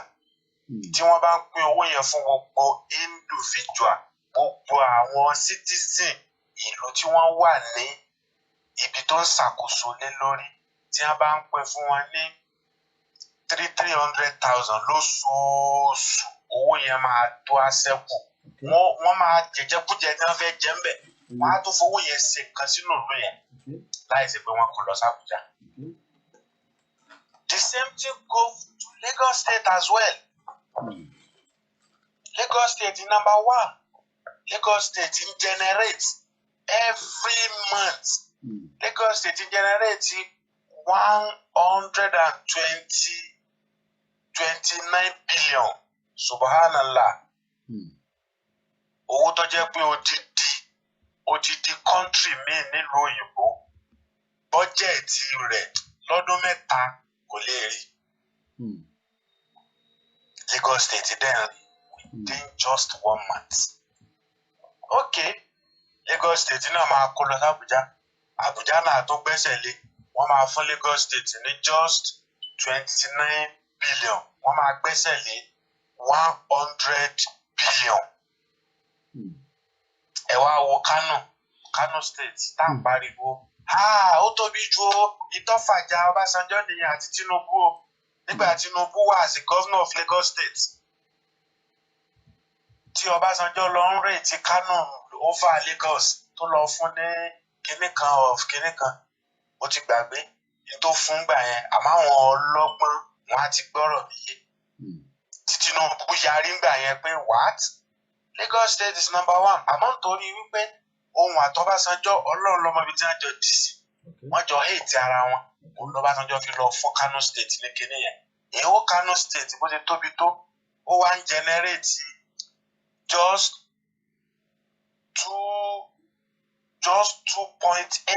2.8 billion ní Kano State generate. No, ẹ má jẹ́ ṣe mistake. Mo ti ṣe mistake láàrin yẹn. 1.8 ni kò pé 2. Ẹ wá wò ìyá abilékọ bí Kano State ṣe tóbi tó, bó ṣe kàǹkà tó, bó ṣe hẹ̀rìmọ̀ tó. Ẹ sọ fún mi, ọ̀pọ̀lọpọ̀ àwọn èèyàn ni wọ́n mọ nǹkan tá à ń sọ yìí. Níbo ni wọ́n ti ń rí owó tax yẹn? Níbo ni gọ́ọ̀mẹ̀ntì ti ń generate ẹ̀? Íńtánẹ́ẹ̀tì tó ń lò ní now, my dear brother, my dear sister. Recharge card tó ń rà yẹn ní now. Transport tó ń ná everyday. Ò ń wọ mọ́tò lọ, ìwọ tó ní mọ́tò, ò ń rin epo sínú mọ́tò, ò ń kérò lọ, ò ń kérò bọ̀, ẹ̀ ń ṣe kinní. Ibẹ̀ ni wọ́n ti ń ra owó yẹn. Ẹ wá dúró owó tí wọ́n rí ní fún just Lagos State. Kí Lagos State yọ wá ní òkè, mi ò kó kankan lọ sí Àbújá mọ́ o. Gbogbo population tó ń bẹ ní Lagos State, mélòó ni wọ́n? Èló ni wọ́n? Okay, gbogbo yín oníkálukú máa receive alert every month kí wọ́n mọ̀ fún wọn ní 500,000. Owó yẹn máa tó àṣẹ́kù. Ẹ wá sọ fún mi, báwo ni property ṣe wá fẹ́ generate nílẹ̀ Yorùbá? Nígbà tí èèyàn ò ṣiṣẹ́ ṣàbọ̀, ó dẹ̀ ń gba almost 500,000 every month. Ìwọ tó bá tó wá ṣiṣẹ́, owó rẹ tó máa jù báyẹn lọ. Báwo lẹ ṣe rò báwọn òyìnbó ṣe ń enjoy yẹn? níbo ni ẹ̀rùgbọ́n ṣé ẹ̀rùgbọ́n òyìnbó ń bí wọ́n ṣe enjoy nìyẹn náà àwọn gọ́fìmẹ̀ntì wọ́n generate ẹ̀ fún wọn owó yẹn wọ́n dẹ̀ tó ń dá padà fún wọn. Ibi tí mo wá ń lọ nílé ní kílẹ̀ fáwọn mi láàyè ìgbà tí ọlọ́run á wò pé òkè tí Lagos State náà wá yarí pé ẹ̀wà òótọ́ ni o èmi náà mi ò mú kankan lọ sí Àbújá mọ́ o federal government ó sún wọn sí court pé ṣebí constitution 99 constitution la gbójúlé òun náà la ṣe ń lò ní Nàìjíríà location 419 so definitely you have to pay the money. Wọ́n ṣàjọ ń fa ọ̀rọ̀ yẹn ní court ibẹ̀ òun ni wọ́n ti wá ń fẹ́ ní òkè ẹ̀ má wọrí ọmọ náírà ránṣẹ́ náà á wà ayẹyẹ rẹ̀ ìwọ Sanwó-Olú ayẹyẹ rẹ̀ ìgbà yẹn ni wọ́n ṣẹ̀ṣẹ̀ wá lọ wú ọ̀rọ̀ yẹn jáde ni wọ́n ṣẹ̀ṣẹ̀ wá lọ sí meeting pẹ̀lú BBC CNN ọ̀yá CNN àbí BBC ọ̀yá ẹgbẹ́ fídíò tó ṣẹlẹ̀ ní massacre jáde. Why tí wọn ò gbé jáde ṣé tí nǹkan bá ṣẹlẹ̀ nílùú òyìnbó tí crisis bá ṣẹlẹ̀ so máa ń tè kí wọ́n fún 1 month tí wọ́n fi gẹ̀ẹ́tì nǹkan yẹn ẹ wá wo ọ̀dọ̀ tiwa ṣé ìgbà yẹn ni wọ́n ṣẹ̀ṣẹ̀ wá rí fídíò yẹn níbo ni wọ́n ti rí fídíò ṣé bí inú space ni wọ́n máa lọ ṣé bí inú space wo ni wọ́n máa lọ kámẹ́rà wà bẹ́ẹ̀ tí ó ti ṣọ́ọ̀tì stores bẹ́ẹ̀ èyí tó wà tó ń ṣiṣẹ́ fún gbogbo àgbáyé wà èyí tó ń ṣiṣẹ́ fún ìlú kọ̀ọ̀kan wà kí wọ́n wá lọ sínú space yẹn so ni wọ́n lo dídí ọdún kan fún àtúnṣe mélòó kan ẹ̀yin ọmọ Yorùbá ẹ wake up wọ́n mọ tí wọ́n ń ṣe wọ́n fẹ́ fi yẹn dáràn sí Sanwó-Olú lọ́rùn ní pé ókè ẹjẹ́ àkọ́jú wọn síra wọn. Orí ìgbẹ́ Sanwó-Olú ti yarí pé ẹ wá o èmi náà sanwó kankan mọ́ báwo ni màá ṣe máa kó adúrówó yẹn lọ sí Àbújá ẹ wàá máa gbẹ́sẹ̀ lé 100 billion ẹ wàá máa fún mi ní 29 orí rẹ̀ 29 orí rẹ̀ yẹn náà àwọn náà ni wọ́n tó rán mọ́ra wọn lọ́wọ́ rárá o èmi ò gbà mọ́ o ìwọ o gbọ́dọ̀ ṣe o torí ẹ̀ ni mo fi dúpẹ́ lọ́dọ̀ Ọlọ́run nígbà tẹ́gbọ́n mi jáde tí ò wọlé ní 2015 mo sọ fún wọn gbà yẹn náà pé olóṣèlú tẹ́ ẹ bá ti commit kẹ́ ẹ ti dáràn bóyá ẹ ti pààyàn rí abẹ́ ẹ ti lù yẹn jìbìtì rí abẹ́ ẹ ti jí owó kórè nìkan wọn ò lè fún yín ní tíkẹ́ẹ̀tì owó ọwọ́ yín ni wọ́n gbà yìí tí wọ́n bá gbowó ọwọ́ yín wọ́n máa fomi sàn yín lọ́wọ́ àwọn nírọ̀ ni àwọn fẹ́ ṣiṣẹ́ kiri òní iṣẹ́ wọn ò ní jẹ́ ẹsẹ̀ àwọn tọ́wọ́ ẹgbẹ́ ẹ ti ní criminal case tẹ́ ẹ ti ní wọ́n máa gbà kẹ́sí ìgbà tẹ́ bá ti wá yarí tẹ́ ẹ bá ti fẹ́ fọ́lù wọn wọ́n wá máa sin nígbẹ́ ìgbà wọn pé tó ti gbàgbé tó lọ ṣe nǹkan báyìí a ní evidence lọ́wọ́ o gbọ́dọ̀ ṣe tiwa tó bá ṣe tiwa á tú díẹ̀ síta bẹ́ẹ̀ ni wọ́n ṣe fún sanwó. Ẹ ṣé gan-an Alàgbàwá, thank you very much. Ẹ ṣé gan-an. Let's continue. That was a very good one from our brother. Mo kí gbogbo yín tí ẹ wà lẹ́nu iṣẹ́ ní ìlú tí olúkálukú bá wà, àwọn kan ṣe ń múra iṣẹ́ ni. And we have a lot of good listeners. I'm just reading some of my comments here on the back end. Some of our great doctors, engineer, technicians, that listen to us, great Yoruba people, great Omodudua that are outside and inside Nigeria. Mo share a message bí àwọn uncle wa kan tí wọ́n wà ní America, and we have a lot of them àtàwọn ìyá wa tí wọ́n ṣiṣẹ́ dáadáa ní NHS níbí báyìí and different sectors tí olúkálukú ti ń ṣiṣẹ́ àtẹ̀yìntẹ̀ wà ní Canada, Spain, Italy, Cote d'Ivoire. We're all over the world trying to survive. Kuwait, Saudi Arabia. When I started this, campaign, but when I got involved and people were calling me and and I realized that wow, we are all over the world. Thailand, Malaysia, New Zealand, Japan, South Africa. Kódà aláwọn èèyàn tó wà ní Afghanistan tó jẹ́ ọmọ Yorùbá, wọ́n pọ̀ ní Ukraine area yẹn náà, Georgia, wọ́n pọ̀ ní Russia, Israel mo tẹ̀ gbúrò àlàyé yẹn mọ́ Israel àwọn tí máa ń pè wá nígbà yẹn. I remember when we were receiving different calls. Belgium. Let's remind us of this video. Let's watch it together. People to be shot, and which branch of security services carried out the shootings? Well, I mean, from the footage that we could see, because there are cameras that are at that facility, it seems to me that there will be men in military uniform, which should be Nigerian army or something. So you're saying that it was military officers who ordered peaceful protesters to be shot at Lekki? Yeah, that's what the pictures, yes. They were there. That's what the footage, I mean, that's what it shows. Will that CCTV footage at the tollgate be part of the investigation that you have now called for? It will be. Certainly it will be. It will be. And it's starting on Monday. They're going to be available for the judicial panel to review. It will be. Do you commit to a full investigation of what happened on the ground? Absolutely, I do. And will people be held accountable? They certainly would. I mean, we'll do everything to ensure that they are held accountable. We'll do everything. It's a very simple question. Will they be held accountable? Well, I mean, to the extent that I'm not the commander-in-chief of the armed forces, I mean, I'm the governor of the state, right? The reports will be out.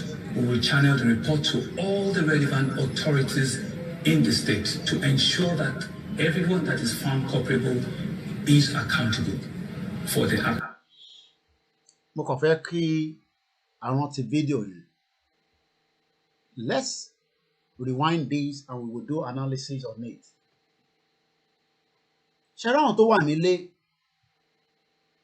they are living in denial and they know that. They might disagree with us. We want the video yẹn nísìnyí. Let's just watch this one more time and at some point I will come in with my own analysis. Can you call your superior in Abuja and tell... Why is the governor asking this man to call his superior? Kí ló dé tó wọ́n lè pe superior yẹn? Ẹnìkan ní the video support the last caller.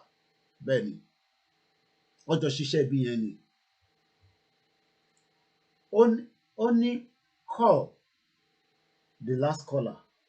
I mean, only, why don't you call your superior?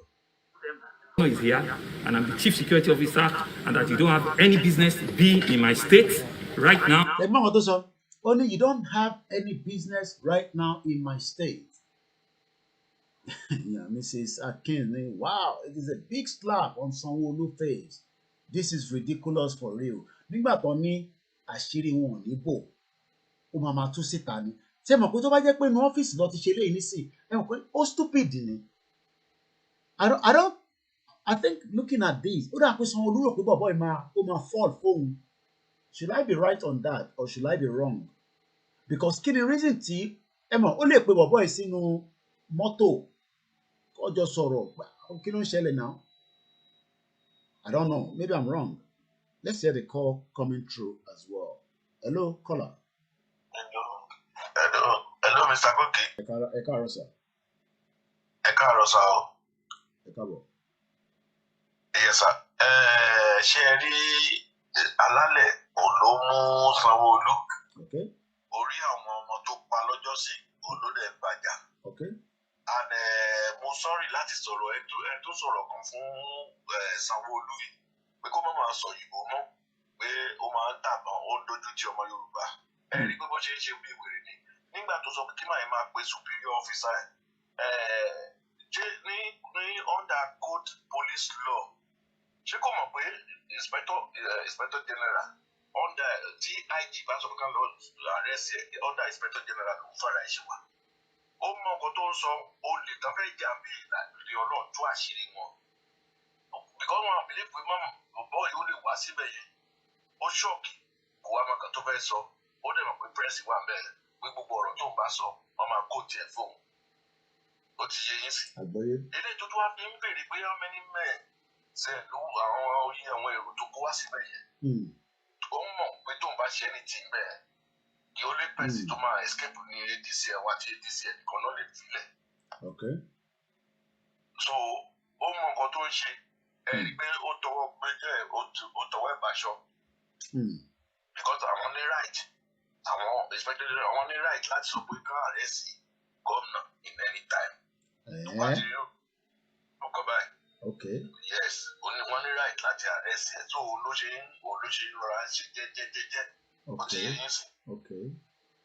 Because ẹ̀gbọ́n mi is a former debagbọ́ IG Adeola is one of them. So tẹ́lá ti kúrúkọ ẹ̀ the police ẹ̀kìnì. So nǹkan tó ṣe ó mọ nǹkan tó ń ṣe ẹni kó ń ṣe bí ẹgbẹ́ kò mọ nǹkan tó ń ṣe ó mọ. ìyẹn ẹni tó ń respond sí Sanwó-Olú lẹ̀ ń sọ àbí ló ń ṣe bí ọ̀dẹ̀ fún ọmọ tó ń ṣe. Bẹ́ẹ̀ni yes ó kàn ṣe bí ọ̀dẹ̀ ni ó mọ. Bọ̀bọ̀ ẹ̀ ní right bọ̀bọ̀ ẹ̀ fẹ́ tán ni ẹni pé bí bọ̀bọ̀ ẹ̀ ṣe ń dọ̀bálẹ̀ fún tó ń dọ̀bálẹ̀ ó fẹ́ tán ni. Kò tẹ̀ yé bí gbà tó tún dọ̀bálẹ̀ kò tẹ̀ yé bí pé irú ìdọ̀bálẹ̀. Kò pè superior tí yẹn sọ pé no òun lè pè superior officer wo. So pé kó fara ẹ̀ pé nǹkan tó bá láti yẹn bó ṣe wà ìyá kan kọ́mọ́délé ni pé ó kì í pé àwọn nídìí ẹ̀. Ẹ ṣé gan ni bàbá wa. Ẹ ṣé gan. Ìyá wa JP Ademola says, Koiki, the question is, why does the governor need a superior from Abuja? Why not just take an action as this is his jurisdiction? Ṣé jurisdiction ẹ̀ ní ṣá? And there was another question I saw there as well, according to Baba Stephen. The Fulani knows the governors or politicians don't have support of their people, so they can be treated anyhow. But ní orí YouTube, there was a comment that I saw there. Ekaro Yawa Comfort. Well done for your hard work. Eshigami. Ìyàwó Ọ̀jọ́ra Elizabeth ní Sanwó-Olú tí kò lẹ́nu ní ìpínlẹ̀ rẹ̀. Nias Alade sọ pé, okay, we have a new caller that is calling. Let's see. Hello? Hello, caller. Àgbọ̀yìn tẹ́ bá ń gbọ́ wa o. Yes, ẹ sábà ètò náà. Ètò nìyẹn. Ohun tí mi rí lórí call your superior náà kíní kan sà gbá. Ìdí mi lórí ẹ̀ ni wípé ìta ń sọ náà nìyẹn. Tó bá yẹ pé gọ́vnà ó ti sọ́pọ́ọ̀tì Yorùbá láti lẹ́yìn. So 99 constitution wọ́n ti máa wọ́ sígbó. Okay. Òfin yẹn ò ní lè mú mọ́, á jẹ́ kó yé wípé this is Yorùbá land. Okay. So we are not using 99 amalgamation here. But nítorí wípé wọn ò tí fọwọ́ sí débi wípé á sọ jáde. 99 constitution yẹn náà ni wọ́n sì lò. Àmọ́ pẹ̀lú nǹkan tó ṣẹlẹ̀ ń bí báyìí, ìtẹ́mi rí láàrin yẹn ni wípé ìjà gidi ń bọ̀. Big fight gidi ó ń bọ̀. Sanwó-Olú pretend o, confam ni tó ṣẹlẹ̀ lónìí o. Kò pretend ni tó ṣẹlẹ̀ lónìí confam. Wọ́n gbé àwọn nǹkan gbẹ̀yìn rẹ̀, wọ́n fẹ́ fi dáràn sí lọ́rùn lórúkọ rẹ̀. Káwọn ọmọ Yorùbá olùtún lè kọjú ìjà, kásà lè kọjú ìjà síra wa. Tí wọ́n wá tó lè máa proof yẹn fún àwọn colonial master wípé ṣe ẹ ti rí pa àwọn náà ń bára wọn jà. Ẹ ti pa àwọn náà ń bára wọn jà. So ìtẹ́mi rí sí àárín yìí. Ọlọ́run ló máa tú wọn láṣìírí. Àti wípé bí ọ̀rọ̀ yẹn ṣe ṣẹlẹ̀ náà ẹ mọ̀ pé dídí gọ́fúnà ó di dandan á ní àwọn tí wọ́n sì tiẹ̀. Àwọn yẹn ni wọ́n sáré ìtì ẹ̀. Tí ẹ bá ti pé wọ́n sáré ìtì ẹ̀ pé ó sáré wá sí bíbá yìí tó wá confront ẹni ẹ̀. Wọ́n máa ṣe tí wọ́n máa ṣe wọ́n máa lọ náà. Tí kò dẹ̀ ní mọ̀. Ó jẹ́ pé létà ni wọ́n kàn máa gbọ́ pé àwọn kan wá bíbá yìí o, wọ́n kàn lé mọ̀ ẹ́ ní pé or no government. Lòun náà ṣe wá sáré fojú ara ẹ̀ confirm ẹ̀. Exactly. Ìtẹ́mi náà rí tí mo rí sáré yìí nìyẹn. Torí ẹ̀ ló fi sáré wá confront ẹ̀. Wípé irú bó ṣe wá ní pé kó pe superior rẹ̀ yẹn. Tí yẹn náà ní pé yes sir, I don't have the right to call you. Sanwó-Olú náà máa attack ẹ̀. Òun náà mọ̀ pé kò tó bẹ́ẹ̀ kó pe superior rẹ̀. àmọ́ Sanwó-Olú ń clear ara rẹ̀ níṣẹ́jú gbogbo Lagosian kí wọ́n lè rí wípé òun ti ṣẹ̀tọ́ ó. sẹ́ńtírítà sọ báyìí ní sí pé àwọn pípù yìí ń dọ́wọ́ wú o wọn ò sọ fún mi kí wọ́n tó wá síbí o tí ẹ bá ti kó ní tètè débi báyìí ní ìsìn nǹkan mi náà ṣẹlẹ̀ ẹ bá dẹ̀ tún dá nǹkan mi lẹ̀ wọ́n á ní ọ̀rọ̀ gọ́vnà lọ́wọ́. ẹja ti gbọ́ láti ọ̀dẹ lòmí ẹ ṣé gan ni alàgbà wa ìyá wa sọ pé I agree with the last caller that big fight is coming. Sammy Solo, I was happy how the governor treated that useless DSS. Ẹja tún padà wá sí London. Gbogbo ẹni tẹ́ ẹ máa dá sí àyè ṣì wà fún wa ẹ kàn máa ṣe ní kíákíá. Hello caller. Hello, yeah, ṣe rí nǹkan tí màá yẹn sọ lóòótọ́ ni bàbá tó sọ̀rọ̀ ẹ̀yẹ. Okay. He's saying the fact. Okay. But it's a big game. Àkọ́kọ́, nǹkan tó ṣẹlẹ̀ ní EndSARS yẹn. Sanwó-Olú ò fẹ́ kó kí ní ẹ̀rí bí jàre.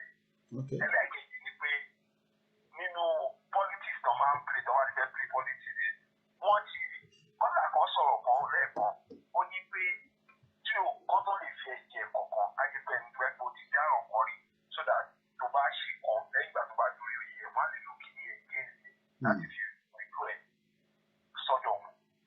Sanwó-Olú bóyá wà á sìn kò ní criminal record lọ títí pẹ̀lú wọn. So àwọn nǹkan tó disobedient ló ṣe yẹn àkọ́kọ́ ni pé big game ni lórí presidential race tí ọ̀gá ẹ̀ lọ fún yẹn. Wọ́n lè play game yẹn. Ẹlẹ́ẹ̀kejì wọ́n lè play game yẹn lórí pé ó disobey táàsì tó jẹ́ kó rí ní federal force yẹn tí ò fẹ́ rí yẹn wọ́n lè play game yẹn lórí ẹ̀. Ẹlẹ́ẹ̀kẹta ó lè jẹ́ kí Yorùbá láti fi ṣe kìíní. So kìíní yẹn is a very wide scope. Ẹni tó bá wa sọ̀rọ̀ ń pa ó láti jẹ́ an insider. Wọ́n fẹ́ títí ẹ̀ láti create wàhálà ní state yẹn. Wọ́n try láti create tí ẹ tó bá wo fídíò yẹn délẹ̀ bàbá kan sọ̀rọ̀ nípa bàbá kan Adébánjọ kan sọ̀rọ̀ nípa ìkíní ẹ̀ ṣiṣẹ́. Kéèsì yẹn ti wà tipẹ́tipẹ́ wọ́n mọ̀ lọ́wọ́ kéèsì yẹn yọ ni. Wọ́n ti ń wo ilé yẹn láti bí ọ̀sẹ̀ kan sí wọ́n ti wà lórí ilé yẹn. Wọ́n ti ń wọlé yẹn. So wọ́n mọ̀ lọ́wọ́ ọ̀rọ̀ yẹn kò fa kéèsì yẹn yọ. Wọ́n ti fa kéèsì yẹn láti 84 ní kéèsì yẹn ti wà lẹ̀. So wọ́n mọ̀ lọ́ fa yọ ní pé ilé ìwọ̀n làwọn máa lò. Tí wọ́n pé ìjàmbá sọ fún ibi kẹ́ step down àti kẹ́ ṣe kankan láti ṣe tiẹ̀ tẹ́ bá fẹ́ ṣe kọ́ta máa lò fún yín. So game don play pẹ̀lú àwọn sí ni. So it's a wake up call now fún gbogbo Yorùbá wọ́n mọ̀ pé àwọn pípé wọn ní ṣe wá. Fídíò tí wọ́n ní mo ṣe ẹ lọ wo orí fídíò yẹn ẹ rí pé àwọn tí kílógbẹ̀ àwọn tí Johnson àwọn yẹn náà wọ́n ti ṣe the same thing. So fídíò yẹn ó máa frustrate gbogbo nǹkan tí caller before the last caller sọ fún yín. Okay. So ẹ máa ẹ bá wo fídíò yẹn ẹ máa rí mo tẹ́ni nọ́mbà mi sí mo sọ pé àfárá fi. Moment on sọ̀rọ̀ mo save number yẹn. Ẹ máa ẹ tẹ́ bá ti di fídíò yẹn ẹ máa rí wọ́n ṣe ìjọ ẹgbẹ́ ìjọ kìlọ̀ conference ni. So wọ́n á sọ pé kí ló dé méje wá sọ̀rọ̀ pé kí ló dé gbogbo wàhálà tó bá ṣẹlẹ̀ bẹ́ẹ̀ wọ́n sọ pé àwọn làwọn jọ ní gbogbo tí wàhálà bá ṣẹlẹ̀ níbẹ̀ kò ṣe wàhálà Nàìjíríà kò yẹ kó ní ti Nàìjíríà. Lagos state àti ó ṣàdárúkọ pé àwọn bíi méje ní kí àwọn ọ̀dà state 27 state tó kù kọ́ lọ wá nǹkan ṣe wọ́n ká ọ̀nà mú ìlọsí wọn jáde wọ́n hide ìlọsí wọn ta ló mọ̀ pé góòdì wà ní Sanfara. Tó yẹ pé Abusalam ló ń wà. I check it out. Mo ti rí fídíò tẹ́ ń sọ. Mo ti rí fídíò yẹn. Resources wà everywhere. Either mineral resources, either farm product or mineral resources. Tó lè generate owó. Ṣé àwọn èèyàn wọ̀ pé wọ́n ń kó ẹ̀pà àwọn kan wà tó yẹ pé wọ́n ń gbé ẹ̀pà ní north tó yẹ pé ẹ̀pà yẹn wọ́n dẹ̀ gbé lọ international. Wọ́n dẹ̀ export ẹ̀ jáde wọ́n dẹ̀ ti make owó. Mo ní èèyàn kan tó yẹ pé òun ní kìlógẹ̀ programmer fọ́tọ̀ níbi pépà àwọn bíi family tó yẹ pé nǹkan tó dẹ̀ yí yẹn. Wọ́n dẹ̀ parọ́ pé àwọn ní nǹkan wọ́n dẹ̀ hide gbogbo nǹkan tó ń rí bẹ́ẹ̀ wọ́n dẹ̀ hide àpò ara wọn nìkan ló lọ. Ẹ ṣe gan ni. So game don play nìyẹn. Okay, all right. awareness wa ò gbọ́dọ̀ dúró àkànyàbàrà sí ọ̀nà yìí ni nítorí pé àwọn ọmọ Yorùbá tí wọ́n wà nílé. Let me come back to my full screen again.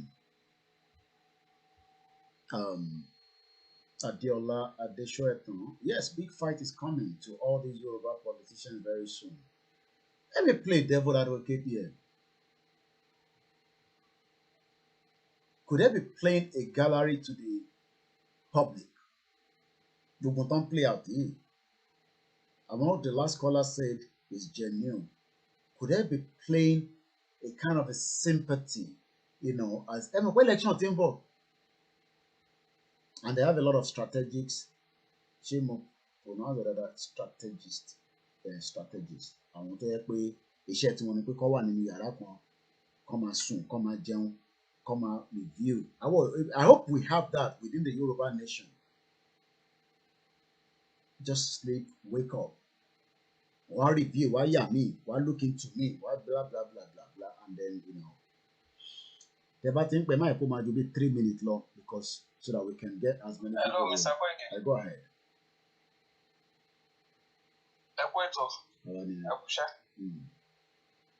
Ṣé mo lè máa sọ̀rọ̀ lọ? Go ahead. That's online. Okay, ṣe rí ọ̀rọ̀ tó wà nílẹ̀ yìí kò tí ì yé àwọn èèyàn púpọ̀, kò tí ì yé àwọn èèyàn dáadáa. Ṣe rí ọ̀rọ̀ tó wà nílẹ̀ yìí, Tinubu ó nọ́wọ́ Tinubu nínú. Sanwó-Olú, àwọn èèyàn tí wọ́n pa ní June ní 2020 ní Lekki Toll Gate. Abuja níṣẹ́ yẹn ti wá, gbogbo àwọn politicians ẹ̀ pátápátá ló mọ̀ nípa ẹ̀. So nísìnyí báyìí sìn, Sanwó-Olú ò ṣe ti. My father, I greet you all. Òun náà ṣe fẹ́ yí ọ̀rọ̀ yẹn mọ́ lọ́wọ́. Náà ṣe ń wá gbogbo ọ̀nà láti implicate ẹ̀ nítorí revenue tí kò fún wọn l'Abuja mọ́ tó ta púpọ̀ òun ò fún wọn. Ó wà lára nǹkan tó ń dí Tinubu lọ́wọ́ lọ́dọ̀ àwọn Fúlàní lórí ọ̀rọ̀ 2023. Ṣé ń gbọ́ mi? ń gbọ́ yìí.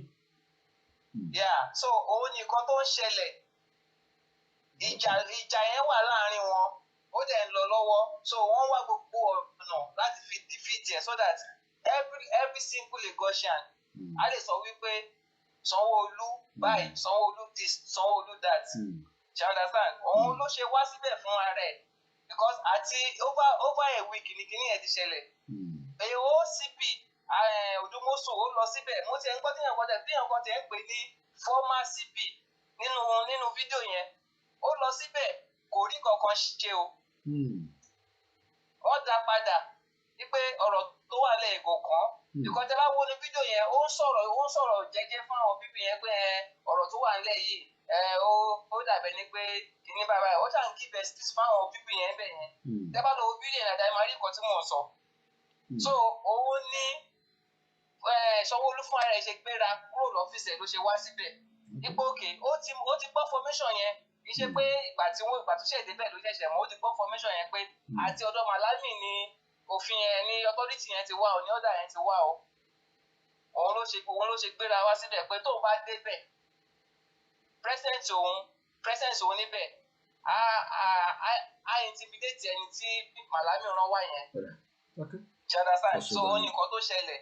So géèmù ṣá ni gbogbo wọn ṣá ń play ṣá. Iṣẹ́ yẹn ká máa wo ibi tọ́rọ̀ wọn máa end sí. Ká ní pé wọ́n gbọ́n ni àwọn tó ń pera wọn ní gómìnà nílẹ̀ Yorùbá yìí. Ó yẹ kí gbogbo wọn kàn sọ́ra wọn di Wike. Kọ́ máa ti bí Wike. Kọ́ dúró láti fight fún àwa èèyàn wọn. Kọ́ wá wo nǹkan tó máa ṣẹlẹ̀. Kọ́ wá wò pé bóyá àwa èèyàn tó ń fight fún yẹn àwa ní dúró tì wọ́n. Ṣùgbọ́n ní síbáyìí sìn kò sẹ́ni tó fẹ́ rí tiwọn rò mọ́. Ayé wọn bàjẹ́ o, ayé wọn bàjẹ́ kò sẹ́ni tó rí tiwọn rò mọ́. So èmi ṣàmọ̀ wípé Yorùbá nation táwa ṣàgbé dání ká ṣàtẹ̀ra mọ́ a máa gbà ó di dandan ní lágbára Ọlọ́run. Ẹ ṣé gan ni. Mo kí ìyá wa kan tí àní dárúkọ wọn and I believe she's watching me because I can see a WhatsApp message here in London. She's always concerned and worried, just as so many of our mothers, our grandmothers, very, very concerned in almost everything.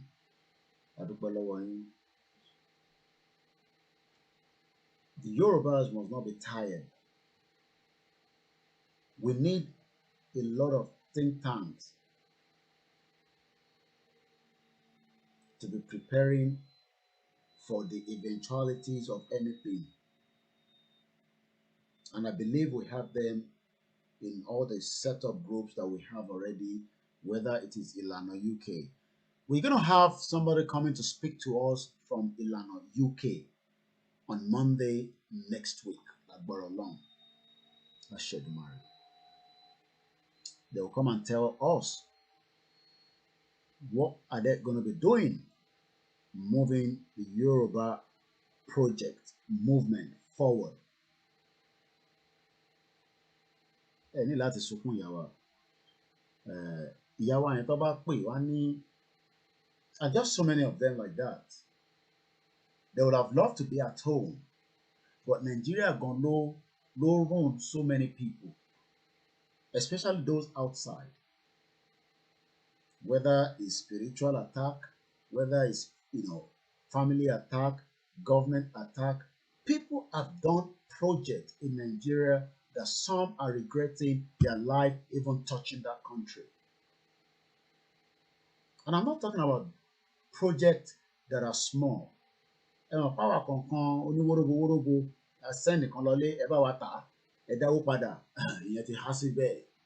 I'm talking about people that want to set up a proper project as is done outside the global world, and they're watching. So what have they done now? They've left Nigeria completely as a messed up country that is not ready to change. 2324. Thank you for the super chat. And you also say, it's going to be well with you. Happy New Year. Same to you. 2324. Thank you for the super chat. So quite a lot of people that have the trust in Nigeria now are looking at it as, can it work?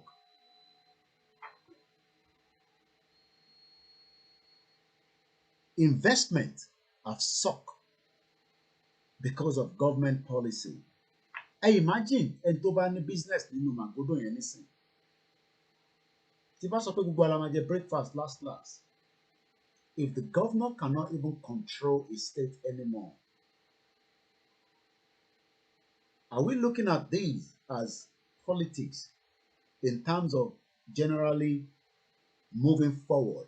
7th election again in Nigeria is another 30 years. Do you think the governor of that state then will have any say? Thank you very much. 2324. Happy New Year to you as well. Ǹjẹ́ gbogbo wa rò pé tá bá continue pẹ̀lú Nàìjíríà 30 years ò ní pẹ́ kọ́lọ́n kó fún wa lẹ́mìí gígùn àtàlàáfíà. Ẹ̀yin ìyá wa kọ́lọ́n jẹ́ pẹ́ fún wa dáadáa kẹ́pẹ́ lọ́wọ́ kẹ́pẹ́ lé wa lọ́wọ́. But the problem is, it's not going to solve anything. And the reason why I said so is, let me go and bring this video to remind ourselves.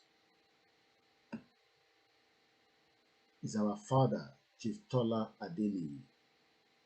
We've played it so many times, but let's hear it again. They drink, they fornicate, they do all the things that all human beings do. So it's not a question of religion. There's no question of anybody being truly a Muslim there. Even I knew a chief judge who was supposed to be leading Muslim prayers, who anytime he came to me in my official residence, he would put brandy or whiskey in a mug and be drinking, and they would smoke and all that. So I don't think it's religion. When they started this Sharia, how many of them are obeying the Sharia? How many of them? No, not none of their leaders. So it's not religion per se, but they use religion to deceive people and say Hausas were not Muslims at all. So they say, well, let's give you a superior religion, we'll give you Islam. But that didn't apply to the South, because we've had Muslims in Yoruba land even before 14th century. So truly what we are fighting against, or what is going on, It's clash of culture and civilizations. And civilization. That's right. Not really the Fulani versus the Igbo or the Fulani versus the Yoruba. No. It's clash of civilizations. Yes, clash of civilizations and clash of cultures. Yes, you're right. That means we have not really integrated as a people. Never. We have never been. So the word the Nigerian people is a fallacy. Is that what you're saying? Yes. Because, again, in those days, you will say there have always been Igbo markets, Hausa markets in Enugu. There have always been Sabos in Shagamu. But those Sabos were occupied by Hausas. Hausas are peaceful people. We traded in Kolanot. We did even the few Fulanis that came with them at that time, when you had the Sabo in Shagamu or in Ibadan here, they would still look for one Fulani man and make him their Seriki. How did the Hausa accept? They were subdued. They were subdued. Despite their large numbers. Yes, they were subdued. Of course, they killed, they ruined, they extirpated their 7 kingdoms. They killed their 7 rulers and took over under the guise of religion. Another thing they used the word corruption. Oh, your people are corrupt. We are saved. Your people are corrupt. They've always used the word corruption to deceive people. But the jihad is over. How come the Hausa man is yet to claim that Hausaness again? It's just now that the efforts we are making in the south have begun to yield fruits. You will be surprised to hear that now in Hausa land, we now have Hausa Christians. Never had that before. Never. You now have Middle Belt Forum that are saying we are not northerners, we are middle belters. We are not northerners. Don't call us northerners. Now, when you see a Jukun man or you see a Lantan man and you say you are Hausa or you are Fulani, he will be angry. He may even draw his dagger. Don't call me Fulani. I'm not Fulani. I'm not Hausa. What we did not know until recently is that when you call a Fulani man Hausa, he will be angry. He will say Banzani. Because he knows that I'm superior to Hausa. Can you say I'm Hausa? But before Buhari came to establish his suzerainty over Nigeria, we all lumped all of them together for northerners. And like I wrote some 4 years ago, there's no north. There's no north that we used to know. The north is dead. There's nothing called north anymore. So there's a Fulani now standing on his own. He's standing on his own. There's no more north. If they try any war today, oh God of mercy. The kind of cohesion you had in the army, the military in 1966, will never happen again in this country, if there is a country at all. You will not find a Hausa soldier now, an Igbo soldier going to Enugu to kill a fellow Igbo. You will not even find an Igbo soldier coming to Ibadan to kill a Yoruba man, or a Yoruba soldier going to Enugu to kill an Igbo man. It will not happen again. So the Lantan people, the Benue people will never, ever allow themselves to be used by any Fulani mischief maker. So if I'm getting you right, your argument is that the Fulani hegemony has been broken. Dead. If the Fulani hegemony has been broken, yes, does it mean that the social structure of Nigeria is about to witness a very hard hit that will lead to a new Nigeria? Yes, for those who agree with you to the extent of the fact that there are still some people who want a Nigeria, a group that I don't belong to. But for such people, yes, with the weakening of Fulani hegemony, there could be a Nigeria that will integrate the Suba Fulanis, the town Fulanis, and still reconstruct, rebuild, and then have a Nigeria that should be. But I, as a person, as Tola Deni, believe that it will take probably 1,000 years to change the mindset of a Fulani person. Let me pause it there. I want us to hold on to that. I've always talked about that a lot. 1,000 years. Hold on to that word. I'm going to take us back to what played out here. What do you think is going to happen? 30 years from now? If 1,000 years, tí bàbá yìí sọ, And I am the 4th generation of my family. So that means it means number 4 at the 400 years, according to my generation. You know, Entowa, then grandmammy, and to be grandmammy, then mama temi, then me. It did not be more at the 5th generation. So that means pay Ashimani another 5 generation, which is another 500 years. Could it be the problem that Sanwo-Olu that we saw here?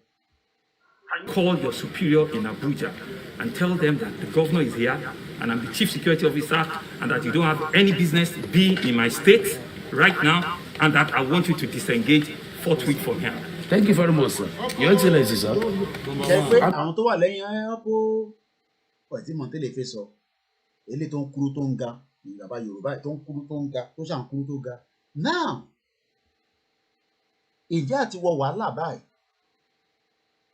nígbà tí Tọ́lá Adéníyì ọ̀rọ̀ yìí èmi ò mọ yí ẹ̀tọ́ sí. Whose philosophy is kill, maim, rape, send away people from their land and let me occupy it. That is the bush Fulani. It is the bush Fulani. Not the town Fulani. Not the town Fulani. And the town Fulani is more in number. No!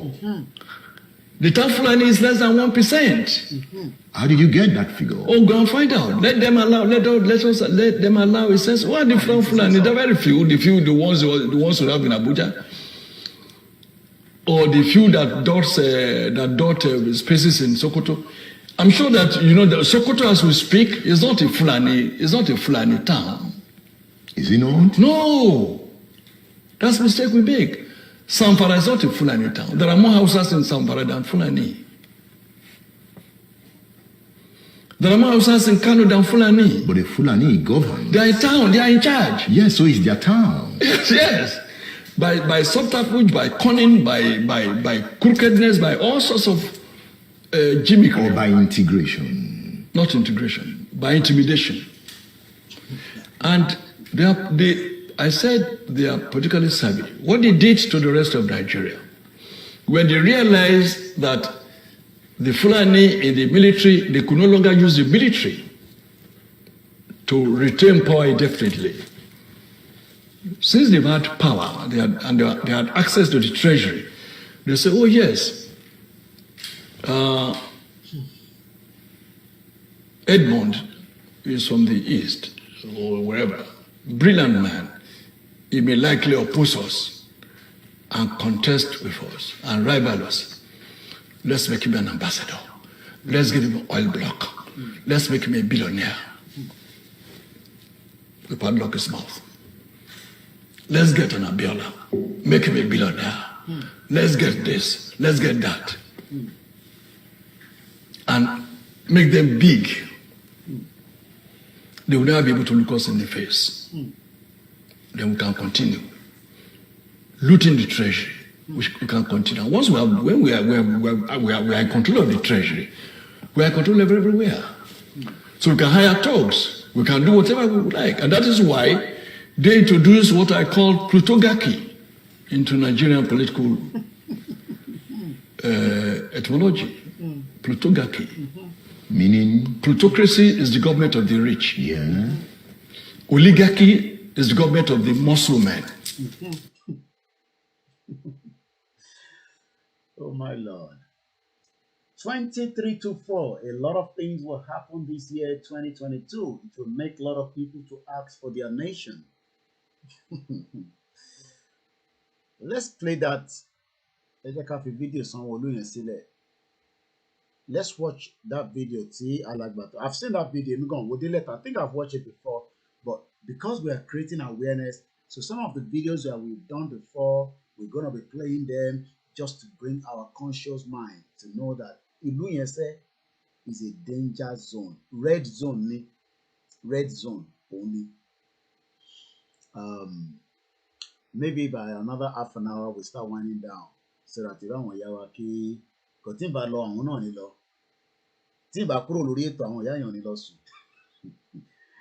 So, and I guess I missed a call. Let me return that caller back. And it's from location 9. The person have tried more than 2 or 3 times. I hope he's still awake. And sometimes people use Nigerian number outside Nigeria. All right, it's not connecting. So I believe initially Mr. Joe, kí lẹ ti fẹ́ sọ nísà ṣe sùúrù ọ̀dà ìjà gbẹ̀yìn wọlé mọ̀ṣẹ́ fẹ́ ni ẹgbọ́n sókè. ẹ jọ ṣe rí fídíò tẹ play yìí ẹ jọ ẹ jẹ́ kí fídíò yìí tó bá possible bó bá ṣe lè lọ viral ẹ jẹ́ kó lọ viral gẹ́gẹ́ bí nǹkan tí mo sọ lẹ́ẹ̀kan yẹn it's part of awareness. ẹ jẹ́ kí n lọ load again sórí Facebook wa kí n kàn lọ upload again. àwọn èèyàn wa etí àwọn èèyàn wa di gan on to fall at the same time. Okay. So irú fídíò báyìí sìn is an eye opener fún àwọn èèyàn wa àwọn tí wọn ò believe wípé mo ti fẹ́ lọ upload ẹ̀ straight away ẹ ṣe sọ ní sí. nínú ìyà nínú ìṣẹ́ yẹn nínú òṣì yẹn because fídíò yìí is very very very very in-depth ni in-depth ni Chief Tola Adeniyi. ẹ send ẹ sí mi torí èmi mo máa ní àwọn tí mo máa ṣe ẹ pẹ̀lú torí àwọn kan wà mẹ́tẹ́pá máa kí o one Nigeria Yorùbá nation. No problem. Ẹ jọ. Ẹ ṣé gan ni. The video is already going live on our timeline as we speak right now, so that you can also copy. Tẹ́ bá fẹ́ copy video lórí Facebook, màá fún yín ní link tẹ̀lé máa lò, which is very good. Ẹ kàn máa copy link yẹn, and straight away you can download any video, you know, even our own video. Tẹ́ bá, especially in tí ẹ bá fẹ́ máa repost the videos wa, or ẹ fẹ́ máa lò láti wá bá wa chop ẹ̀ sí pieces, you can also do the same thing. Eshigoni, my mother that is still watching it from somewhere very close to me. I won't say where, but she's watching it right now. I love you all. So NT Agbonwolenkan, I'm going to try and see if I can bring him on the program, very soon. Chief Tola Adeniyi, very brilliant Yoruba man. So right now, the video is already circulating on our timeline. You can also copy it as well. And for those that wants to, and those that always ask, what software am I using? It's called the XSplit. XSplit, Momanlo, Latifiche, Broadcast. There's a lot of different ones, but this one I'm using is called the XSplit. And a lot of people, I hope by the time we arrive in our nation, we can develop all this technology, all this software as well. Òyìnbó lórí méjì, but Elédùmarè ṣe dá wọn náà ló dá wa, ó dẹ̀ dá wa náà dáadáa, but àwọn ìka politicians wa ló kó wa síbi tí a wà yìí. The truth set you free, says location 419 is dissolving naturally. It is the best to prepare for the aftermath, and that is why I say we must have a lot of think tank that are behind the scene. Táwa bá ń ṣe video, tá à ń ṣe program. You must be behind the scene to prepare for the worst case scenario. The video is highly educative and we will continue to use it as well. But like I said, I've already posted it on our timeline. So this is the software I use to do the broadcast. Then what is saying? It's not free. We pay for it because I'm using the full package. And even though we are still restricting ourselves from certain things out of it as well. So it's very, very good. It's not just for broadcasting, whether you want to do something. Oh, yes, old videos are good to remind us the past. The past give us the good awareness into the future. Thank you very much, Sunny Solo. Thank you those of you watching us from Ghana and all the places around the globe. So that is about that. Sorry, listen. Okay, we're gonna play this video. I've got that one ready, but there was something I want to talk about as well. Like I said, we've already posted that video on our timeline. Okay, money my phone link there to download to the Facebook. So that video is there. So if you want to download this video right now, as an example, a laptop new or desktop. So you come to this button, you click on it. I'll see if we can share it on. I think it should be enough to go on WhatsApp, but I don't know how far that will be. So you click on the copy link. And then you will come here. Immediately, kini already, but tiba shenisi omawasoki, and I'll show you the link. So it's called Download Facebook. Koneni virus, kokonino, and all that. You don't need to give any of your details. Kobere details. It's very, very straightforward. I can copy this link for you for those that might want to make use of it as well. So, okay, I have to copy link in see. And I take click on copy the link. Then right there is called fddown.net. I'll share the link with you. So I'll easy for you. A lot of things I download as well. So I'm now going to right click, paste. Then the moment you download, download video and straight away. Download video in a normal quality. And when I click on it, boom, the video will start downloading onto my desktop or laptop. I'm using a laptop. We hope we can upgrade this system as well. It will be very good for us because we want to do more work in this year. And whatever we are using, it's meant for the Yoruba people so that we can continue to get the message out. So we are hoping that we'll be able to upgrade our system as well. What system am I using at the moment is called Alienware. And I remember, again, I have two systems I'm using at the moment. And those two systems, one is Lenovo, monitor, and I have this Alienware anymore. I need to upgrade it to a better version to do what we were doing at the moment. And as you can see, they're not very cheap, but they're very durable, they're very powerful, and I can go live 24 hours, 7 days a week, non-stop. So we hope we'll be able to get somebody that will say, Koiki, let's see how we can help you. You can buy it for us, or we can come together and then we can be able to purchase another one. So because I need to upgrade the one we're using at the moment. So again, let me send this link out there, but I need to go back out of the broadcast because if not, so while I'm gonna prepare that, let's watch this.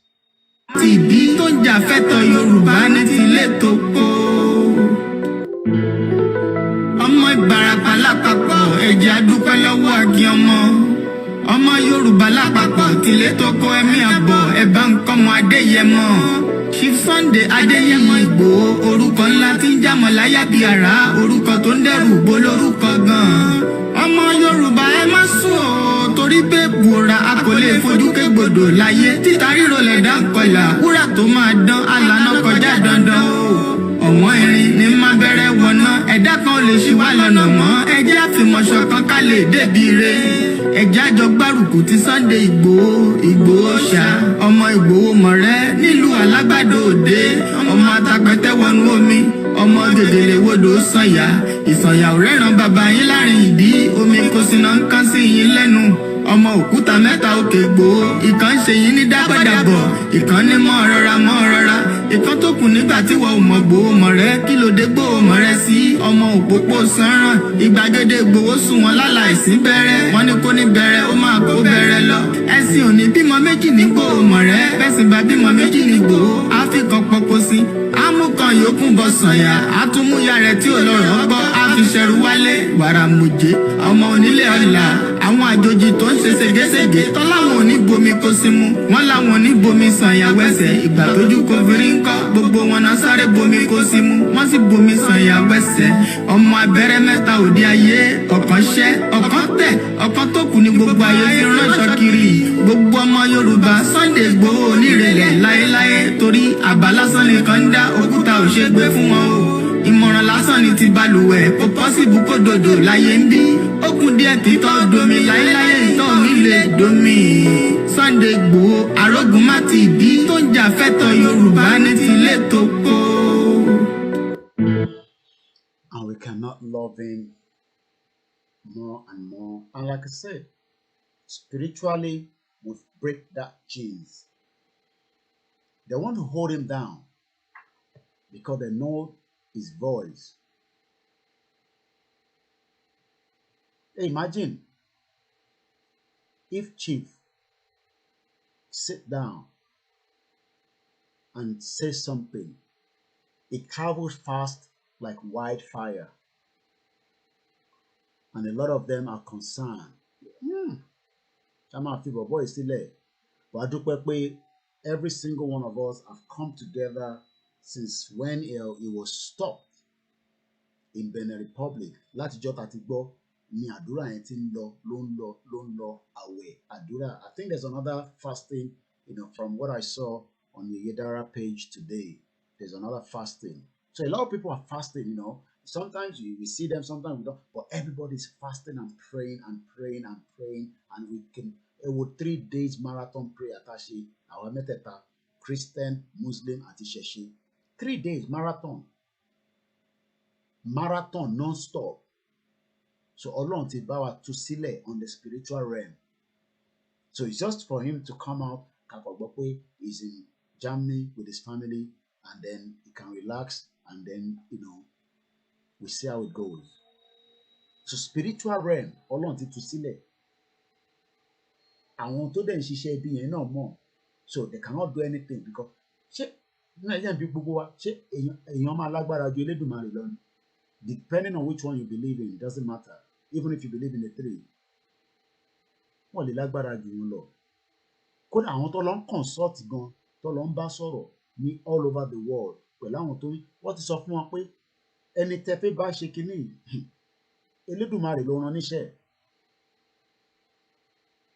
Ẹ lè hold it for a while, but ẹ lè hold it forever. They wanted to poison him, kò lè work. Wọ́n fi pa, kò lè work. Wọ́n fi da gbogbo ẹ̀rú, kò lè work. 500 men, able men, wọ́n wọlé lọ bá.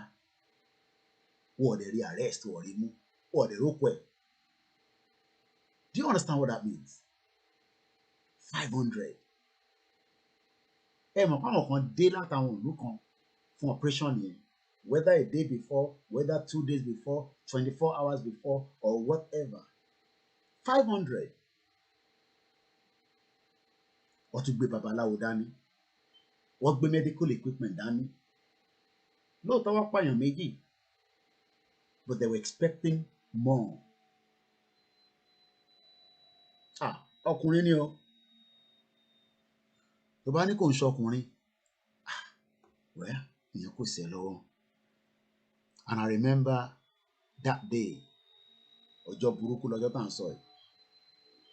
But a call came through to me, and the moment I heard the voice, I know, yes, confirm. No, confirm. As soon as I got the call, èmi ni, okay. And that was it. Yes. Ìgbòho, ìmọ́lẹ̀ Yorùbá ni.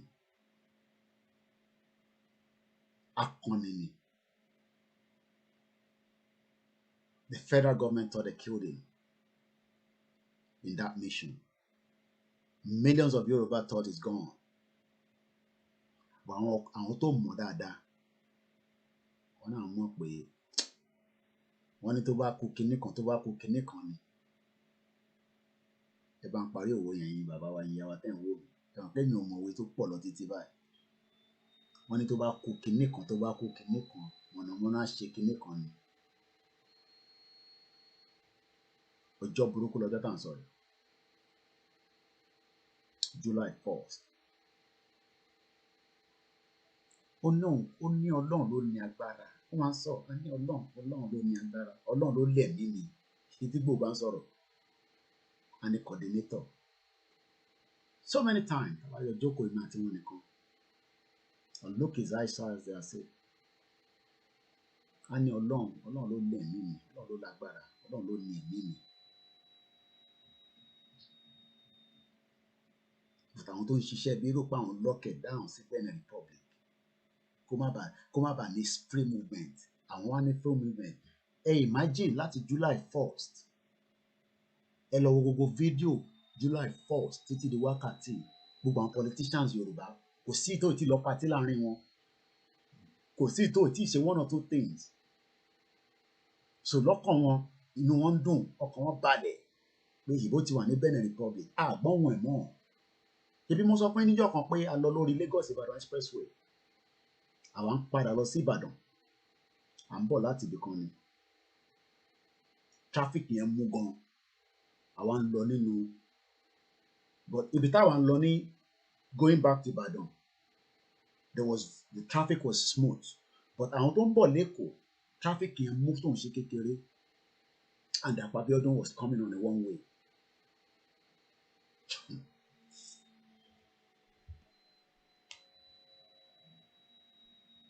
And when ẹ mọ̀ pé tí gómìnà bá ń bọ̀ but ẹ mọ̀ pé tó dẹ̀ ń bọ̀ lórí one way two way ẹ mọ̀ pé two lane ni so if a governor is not coming through a one way so wọ́n máa fi clear one side fún kó lè fi kọjá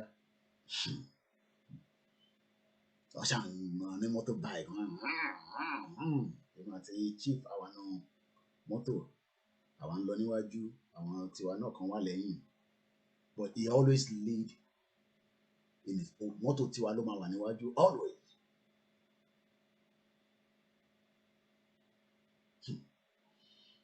Chief ní ọmọ tó ń bọ̀ yẹn mo ní náà wọ́n Dàpọ̀ Abíọ́dún ló ń bọ̀ yẹn mo ní ok wò tó dà pé àwọn oní bike man yẹn nígbà táwọn náà tí ó dà pọ̀ ti sense pé aláyé ló wà ní mọ́tò and they must have radio back pé ẹkùn ló ń bọ̀ ní the other side yẹn náà. I won't say more than that. Let's leave the rest. Good afternoon, everyone. My fathers, I greet you all. My brothers and sisters. First of all, I want to follow the path of Joy, I think, where she introduced herself. I want to say that I am of mixed parentage. My mother is British. My father is an Ijaw man from the Niger Delta, which is in Nigeria, in that order. Therefore, I align myself with my father. I am honored enough to be able to say that I remember pre-independence. I also remember the Biafran War, and I also very much remember the Niger Delta agitation, and we're now in the Boko Haram agitation. I want to stand on the first national anthem, which is really where my heart is. And there is one particular line that I hold on to. And it says, though tongues and tribes may differ, in brotherhood we stand. That is the Nigeria that I know. That is the Nigeria that I continue to belong to. That is the Nigeria that I respect. That is the Nigeria that I hope will stay together. But I am also not going to misinform anyone. I will not and do not intend to sacrifice who I am, which is an Ijaw person, and my region, which is Niger Delta, for the sake of Nigeria. Because nobody else is prepared to sacrifice their region for my people. We all together must form and rebuild a Nigeria that is equal, irrespective of number of where you come from. I do not want to deceive myself, and I will not be deceived, to think that because I am a Nigerian, that therefore I will deny my ethnicity. We are different people that make up this country, and we should be proud of that difference, and we should enhance that difference, and not use that difference to manipulate others. Alabo here has said what happened during the Niger Delta crisis. I want to be on record to say, and I have said it before, that what Nigeria is calling today peace in the Niger Delta is a peace that belongs to fool. I am not part of that. Because if nothing changes, we will go back and find ourselves in the same position where the output of oil was reduced to 700,000 barrels. The late Yaradua did not resolve or attempt to resolve the Niger Delta crisis because of his love for Niger Delta people. He resolved it because Nigeria needs the oil that is coming from the Niger Delta. We must put together a Nigeria that brings together all the resources that belongs to all Nigerians from all the the 36 states, I am highly offended, my elders, when I hear people say our oil. How is the devastation not our devastation? How is the pollution of our land not our pollution? How is the killing of my people not our killing? And we're told that it is one Nigeria. We want it to be one Nigeria. I want it to be one Nigeria. My father, as I said, is a Nigerian. But I will not sacrifice my people for the sake of Nigeria. There is resources in every single state that is in this country. And therefore, it is about time that we sit down and bring everything to the table. I am highly offended by the comment of Sanusi that people are killing their fellow human beings because of derivation.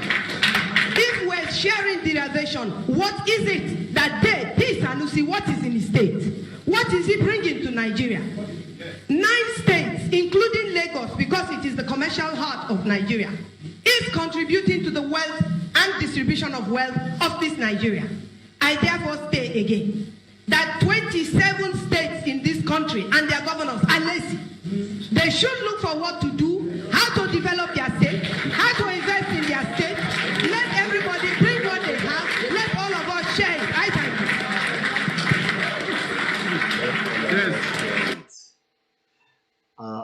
Aago méjì àbọ̀ 2:30 la máa gbé program yìí wálẹ̀, so we only have 9 minutes and I'm gonna play one more video and then we're gonna start winding down. Let's watch this together. Àwọn jẹ́ àwọn ọmọ wa tí wọ́n ní iṣẹ́ dáadáa lọ́wọ́ tó jẹ́ pé inú wa sì dùn wípé Ọlọ́run bùkún ọ̀pọ̀lọpọ̀ wọn ti bá ọkàn wọn dá májẹ̀mú wípé ní agbára Ọlọ́run by 2000 AD òmìnira máa dé fún ẹ̀ka òmìnira.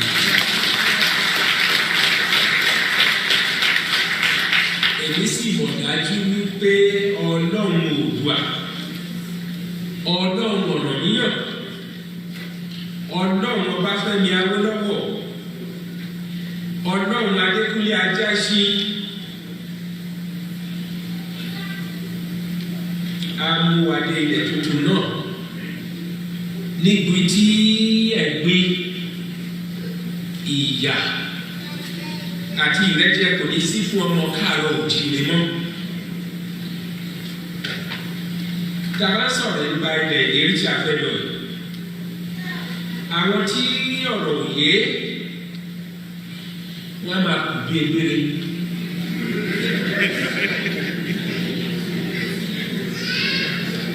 Lójú àwọn egbére tí mo wí, ó dàbí ẹni pé ohun ẹ̀yẹ ni kí ènìyàn máa wà nú ẹ̀gbin, nú ìyà, nú ìrẹ́jẹ. Tàbá sì fojú wo kì í ṣe àwọn Yorùbá nìkan nìyà ń jẹ ní Nàìjíríà. Bí Yorùbá ti bọ̀ wọ́n ní àrùn tó ń ṣe ojì náà ló ń ṣọ̀ọ́dún. Ohun tó ń ṣe Abọ́yadé ń kọ́ o. Ìyà tó ń jẹ Ṣógbẹ̀yìn l'Abẹ́òkúta ń kọ́. Òun náà ló ń jẹ Súlè ní Kòńtàgó.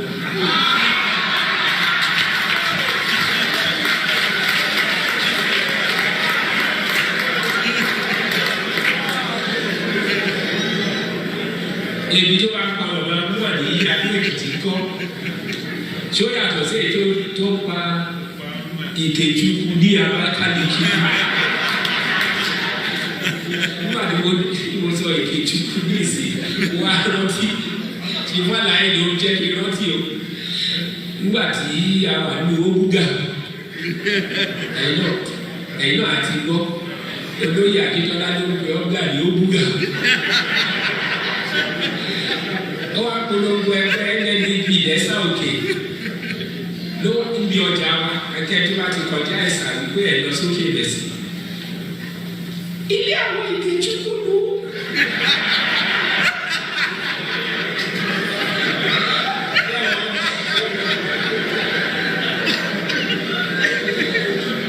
Ìjẹ́bọ̀ àwọn aláìsí action group àti NCNC àwọn adé ọgbà àgbà yẹn ló bá kúkú mú ìgbé àti ìtúkú ló bá pa á pọ̀.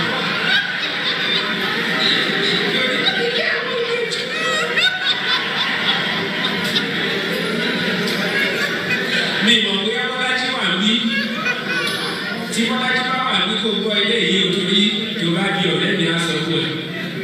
Ṣùgbọ́n Akíntọ́lá ó lọ sí òde. Ló wá ní wọ́n máa sọ men of integrity men àwọn kan wà níbi tí wọ́n integrity o.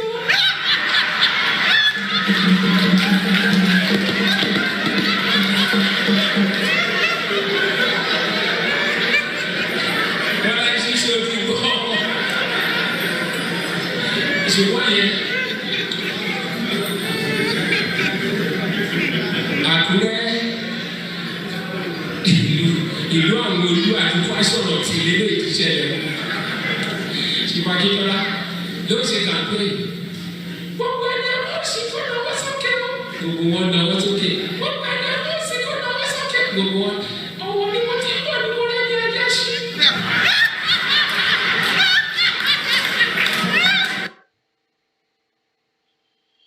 And as we are winding down from this part of the globe, the time is 2:26 a.m. just for record purpose, the 5th of January 2022. My name is Olayomi Koiki. The awareness for the Yoruba Nation campaign is in the hands of every one of us, including myself and all these intellectuals and every one of us. Don't leave it to the media alone. Get involved. Let's do what we need to do. Let's take the campaign to all our locality, the church, the mosque, the shrines, the schools, the university. Bàbá wa kan ní gbogbo ìgbà tó bá pè mí wọ́n ní Koiki báwo la ṣe máa gbé campaign lọ sí university, polytechnics. Let us map up the plan. Let us see what we can do and let us start now. We are still at the early stage of January. Week kan tẹ̀ tí tán, tàbí máa fi mú Sunday nísìn lámánì, the first week is gone. Yeah, BBC Hausa and BBC Fulani have been around for a very long time. Thank you very much, 2324. I love everybody, just as you love me as well. I'm your son. If we have done anything last year that you were probably like, we can only apologize and say we're sorry. And I mean that, from the bottom of our hearts. But the cause of the Yoruba Nation, I believe in it, just as every one of us believe in it. And the most important thing is we will get to where we are going, like Barolong, and we must not back down. Yes, I know the times will be different in different parts of the globe. Time they really need some by Moki Bubualen Konsi, Moki, the Biafrans, Akian Arewa as well, Akian other ethnic groups, as well. Akian Biafra, or Akian Yomokaro, Jiri Lopo Lopo. This is not the time to back away. We have to just pull out, the whole thing is a mess. It's not the time. This is the time to sleeve up, put on our jacket in the winter, put on our trouser, and let's hit the road, and take the campaign everywhere. Chief Sunday Igboho will be out very soon. Spiritually, that has been knocked off. Physically is what we're expecting, and I believe so, and I'm sure you believe the same as well. Thank you very much once again. I didn't even know that we spent that long, almost 3 hours, but we give thanks for giving us the strength to be able to do it. And on that note, Eitan Tosin, thank you very much. I could say every one of you, I love you all, especially all our team back home working tirelessly. I appreciate those of you on Instagram. I appreciate those of you on Twitter, all the Facebook platform in Canada, all over the world. My name is Olayomi Koiki. Join me again tomorrow afternoon. Wadola. It's going to be question and answer. We hope we can answer all the questions. We will leave it, and I'm sure we will get more people that will respond to it as well. So it's going to be more question and answer later on at 1 p.m. today, local time. And on that note, I say bye for now.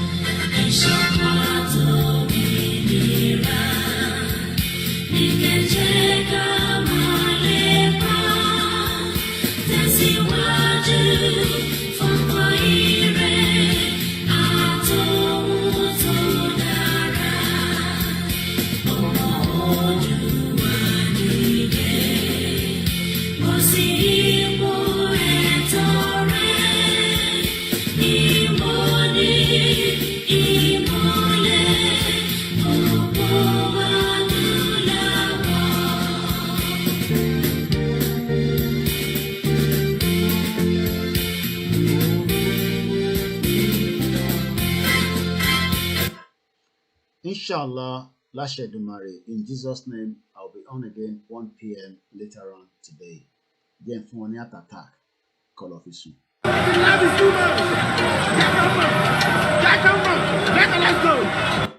For the island of black, navy blue check. Jakamo, Jakamo, Jakamo, Jakamo, Jakamo. Just Ibo, just Ibo.